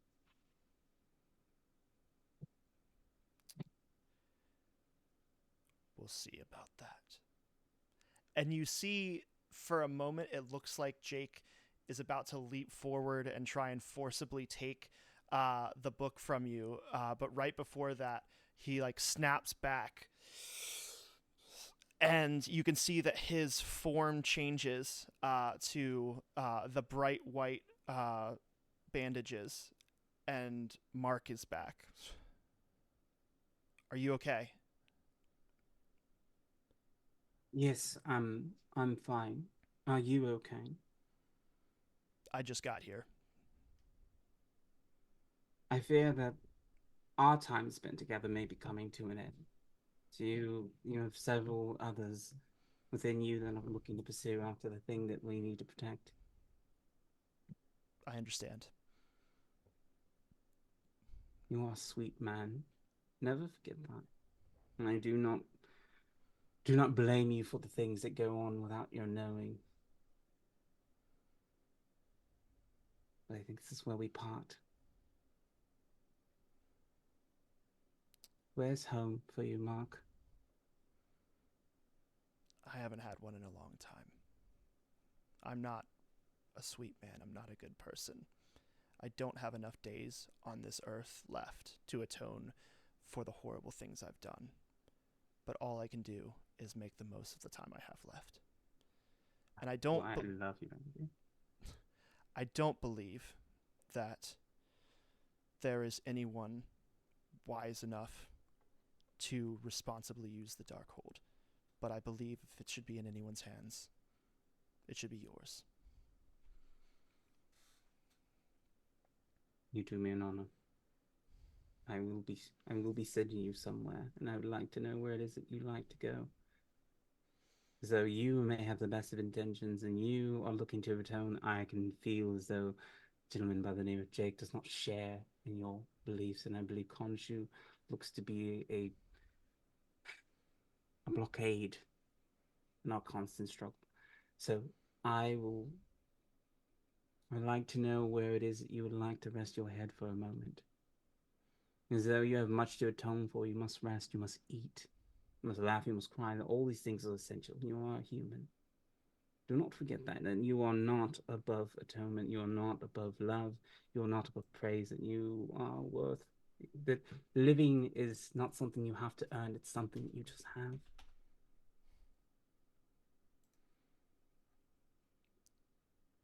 He ponders your words. And he smiles for a moment. And he looks on Marvel Wiki to remember where Moon Knight is from. Ah, yes, the beautiful city of Wiki. He smiles and he says, "It's been a while since I've been back to Chicago." I love Chicago. It's such a beautiful place. I love the bean. You should visit it. Opens up a portal, and it's you can see on the other side that ugly ass big silver bean. Mark, please be well. We shall meet again. I believe that you are right. Gives him a tender kiss on the forehead. Be well. All right. Do the three of you rendezvous back up? Yes. And I'll tell them about Khonshu and that I've sent Mark on his way.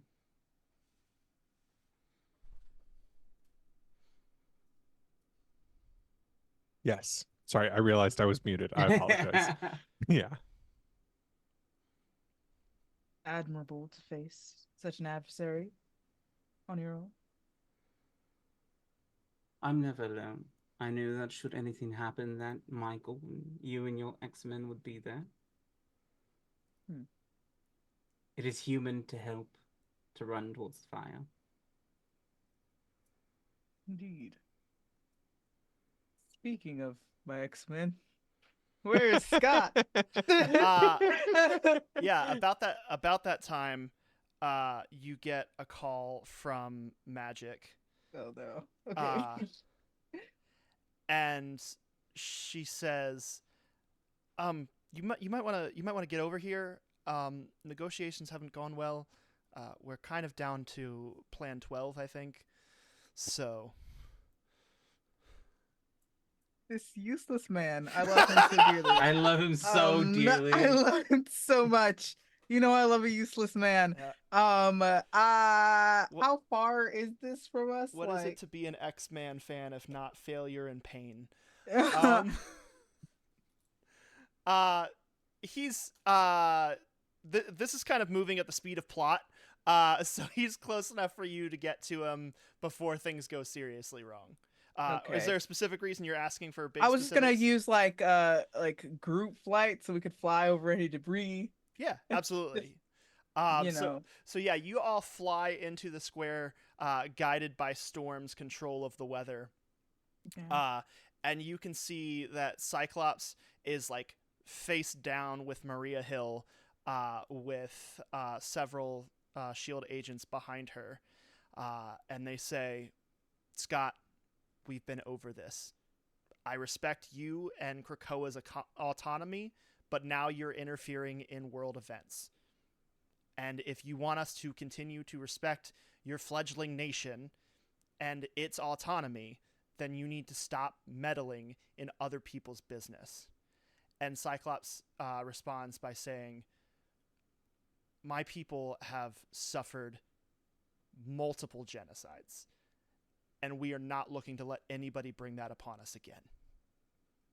And this power is too powerful to be wielded by anyone else or trusted in the hands of anyone else. And I'm not letting anyone else leave with it." And Maria says, "Well, seems like we found ourselves at an impasse." And Cyclops says, "Looks that way. What are y'all doing?"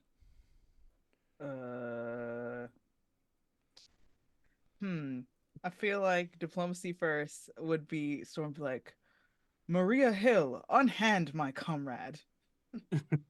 Ooh. He's not in anyone's hands yet. If he continues to refuse to cooperate, we might have a different situation on our hands. Does she not have a boot on this man's back? No, I said like when I said face down, like I mean like Oh. face off. It was Okay. I No, was no. like, I'm imagining this man on the ground. Yeah. Oh no. Hands tied Hanging up, out, pants down. Yes, yeah. yes, yes. Oh, Yeah. sorry. I didn't paint that picture well. I apologize. No, they're facing each other down. You would have gotten a call much earlier if it had gotten to that situation. I don't know. He might have been into it. I don't know.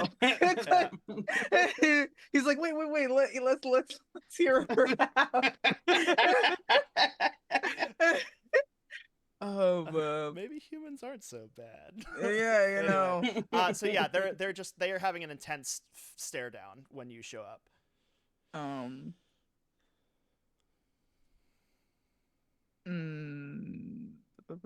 I feel like we'll just start slowly forming a storm above them as like a warning. So oh my goodness, there's so many things. What on this? What I think it's control weather, I believe.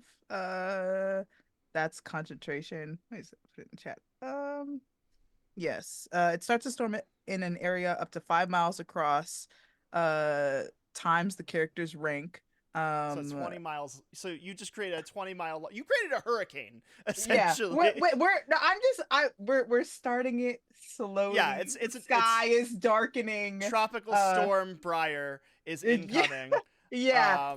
You could feel like the pressure very much change in the air. And just like the crackle of lightning, the beginnings of thunder. Just being like, listen, lady. I don't want to escalate this storm, but just like the slow unraveling of the storm above them. She looks up, kind of with the unfazed look of somebody who has to deal with superheroes on a daily basis. Mm-hmm. And she looks back and kind of sarcastically goes, "I'm always confused. Which one of you is the leader?"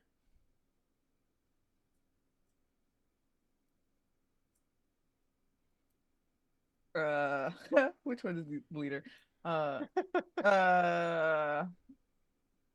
We follow Scott's command. Real shame. Maybe if you had been in charge of this situation, things could have been different.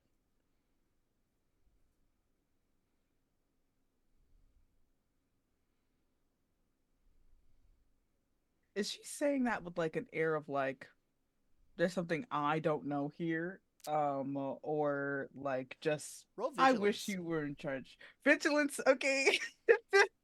It's a 12 vigilance.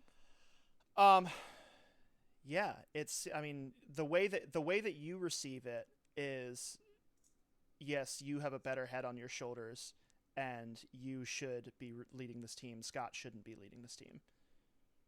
Hmm.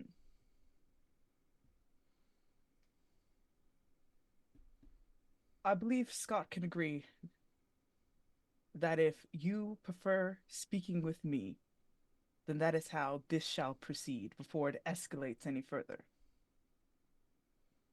So, creating a tropical storm above our heads wasn't escalation. We are fiercely protective of our own.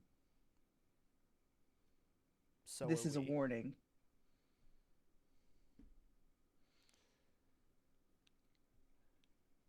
Whew. Sean, Yeah. is Krakoa in the UN? Like, are they recognized as an independent nation that is a part of the UN? So we're kind of playing fast and loose with the canon, but I Mhm. think at this point they are not yet. That is something they're kind of working towards because, like, the Krakoan age kind of started with Krakoa revealing itself and Magneto bringing UN ambassadors to Krakoa and saying, if you don't recognize us, we're gonna have a problem. And so those negotiations are kind of ongoing. Gotcha. Okay. As somebody who used to work for the UN, I was about to invoke some UN stuff around like how you can interfere with different nations. Well, that's kind of the card Maria's playing, is that she's saying we wouldn't be. You're the ones here interfering with us. Okay, so 'Cause this is you're this because this you're timeline on shields. foreign soil, trying Hmm. to interfere directly with Shield's like investigation. Is Shield not also on foreign soil? They are a U.S. entity, technically. Yeah. Neither of us The have United States jurisdiction don't have here. to follow the rules, silly goose. There is. so, so technically that means both of us are here breaking international law. Because I think that leads to interesting narrative fuel. The answer is yes. Yes, yes, yes. That I think shares. We all can put our dicks away for a moment. You are not supposed to be here, and we are not supposed to be here. So, since we both are in cooperation of breaking the law, perhaps we all can come to an agreement and help one another. Go ahead and give me an ego check. Ego 13. I think I might have something for this. I also have an edge on ego checks because I have presence. Um, So 16. oh, okay, so that changes things. All right, she kind of cools off and she goes, so last time we talked, you didn't seem interested in negotiating. You seemed interested in running off with something that was already in possession by Shield. So maybe I would be open to de-escalating these negotiations if you return to us what was rightfully ours. You know who I am, right? I am Scheherazade. Yes, I know. I read your Keeper. file. Please And don't you are bore me well with the aware that details. this is very clearly my jurisdiction. And finders keepers, Shield, really, saying that something belongs to them that is older than their organization. Are you the British Museum? This does not belong to you. This is not in your jurisdiction. This is not yours to hold. Do you even know what it does if you didn't look at a dossier? I don't need to know what it does. I need to keep it far away from anybody who would want to get their hands on it. That is what Shield's goal is. And how would you do that? Do you even know? You don't even know what it does, and yet you prescribe to being the guardians of being able to take care of it. Have you ever heard of Prison 42? What Talia Economy know what Prison 42 is, but Yeah. it's Scheherazade aware of Prison 42. I would say as an Eternal that dabbles a lot in human affairs and seeing as the events of Civil War were pretty freaking huge and are the reason that we have to have a summer blockbuster in comic books every fucking year, I would say you probably know what Prison 42 is. And so, are you threatening me? Is that what I'm understanding? I'm trying to come to an accord. You want the same thing that I want, and that is peace and balance in this world. You What's the misunderstand me, power that you Eternal. I'm not imprisoning you there. We're keeping the Darkhold there so that nobody can get their hands on it. Very few people have access to the negative zone since we got rid of Annihilus. There is already a guardian. There's already a guardian for the Darkhold. It is not you. We have to find that guardian and replace and put her back in the place that she belongs. That is the order. Those are the rules of the universe. That there must be a guardian for the Darkhold. Respectfully, Bookkeeper, when did that become your decision to make? Wanda Maximoff was the best person to hold on to that book, more so than any man or woman or other person here. Even me. I thought we weren't playing Finders Keepers. Scarlet Witch just happened to be the last person in possession of it. That doesn't make her the rightful owner. She is not its owner. Nobody owns the Darkhold. It's always possession with you. Their job is to guard it, to protect it, and they are the best person up until this moment to protect it.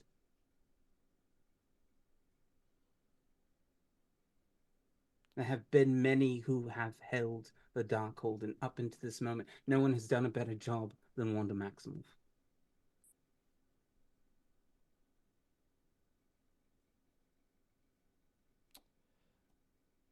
So let's focus on finding her first, and then maybe we can come to an agreement on what happens to the Darkhold. Yes, we will visit that at a later date, but I think for now, Wanda's safety, yes, are we all in agreement? Wanda's safety is paramount? Hold on just 1 second. Yeah. Chat's wild. Clap those cheek chairs out. I love this for me. So sorry. What are we talking about? We just found out recently that we misgendered one of our cats, and also that now we have a female cat that's possibly going into heat soon, and a male cat who has not been neutered yet. So I'm trying to manage that situation. It's fun. Yeah. So anyway, she comes to that tentative, very filled with tension agreement with you, and basically says, "I'm willing to table this for now." And after that agreement, you all hear, you all feel rather, what sounds like a rumbling in the earth. Oh boy. Not like footsteps, or at least not like footsteps at a normal speed. Something much more fast and much more constant moving across the land. And you look up and you see, like, coming down multiple blocks is this line of this streak of like blue and white, almost lightning, and then it explodes in front of you in a cloud of dust and debris. And as the dust begins to settle, you see Pietro Maximoff before you, his clothes torn and tattered, him wearing the scars of a gruesome battle. And he simply says, "I found her," before he collapses unconscious. And that is where we'll pick up next time. Oh boy. Wild. My boy. No. Seen Evan Peters in my head the entire time. Hell yeah. Yeah.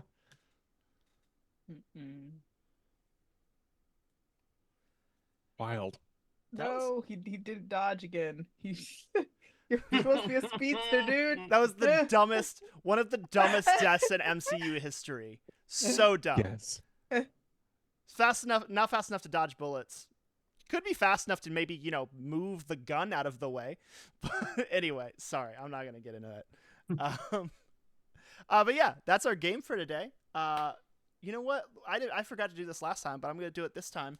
Everybody plug your stuff and let us know where we can find you and what you're doing. We'll go ahead and start with Jordan. Hey, I'm Jordan. You can just stop by the condo anytime. No, the real answer is I am GM_Jordan on TikTok. If you want to check it out, you can feel free to. I don't have anything else. I'm not. I don't do cool things. All right, Tally, what cool things are you doing? Yeah, hi everybody. My name's Tolly. I use they them pronouns. You can find me everywhere on the internet at that's_Barnaby, and you can find me all over right now in a bunch of stuff. I just finished the Unprepared Casters, 12-hour Trans Lifeline charity event. That VOD is up on YouTube and also on Twitch, whichever platform you prefer. We raised $35,000 for Trans Lifeline, which is amazing. Hell yeah. I'm also going to be showing up in Voices in the Woods' next big production that is coming up. Look out for that in July. Um, Also, I did artwork and stuff for all the witches, so look for my artwork in that book that is coming out soon. The Kickstarter rewards are going out sometime in the next month or so. And look for me in a Star Wars story over on Dungeon Scrawlers called Quadrilateral Frostfall, where I play Gila Cora, a young woman going through the beginnings of the war post Order 66. Cool. And Dope. Briar, what have you been doing? Hello. I'm Briar, they them pronouns. If you would, you could find me at @BeanABeast _ everywhere on the internet. Worth your time, in my opinion. That's subjective. But I make it easy for you to find me. You could find me mostly on TikTok, rolling over in my bed to say something sometimes occasionally poignant as I scream into the camera about whatever's going on in my head. Right now it's Star Wars things going on with the new show. You could also find me on Twitter doing similar things, screaming into the void, occasionally saying something poignant about tabletop role-playing games, or whatever I'm consuming at that moment in time. And soon you might be seeing me on YouTube with a little bit more long-form content. Ooh. So, look out for that. Yeah, that's where you can find me, what I'm doing. Hell yeah, that sounds dope. I'm Sean. You can find me pretty much everywhere at High Gain Sad. I make TikToks talking about all of these other games that aren't D&D that people should be playing, and also possibly going to be on some other actual plays that might be coming out soon at some point. There's a Star Wars one we're working on. I don't know when it's coming out, but it'll probably be out at some point. So keep an eye out for that. Other than that, make sure you visit tinyurl.com/arcade for Gaza to check out our fundraiser. Well, it's not our fundraiser. It is Razan's fundraiser to help her and her family safely get out of Gaza. So please check that out and donate if you are able to. Other than that, we will see you next time, same bat channel, next Sunday, and we will see where Wanda Maximoff is. Take care, Yeah. everybody.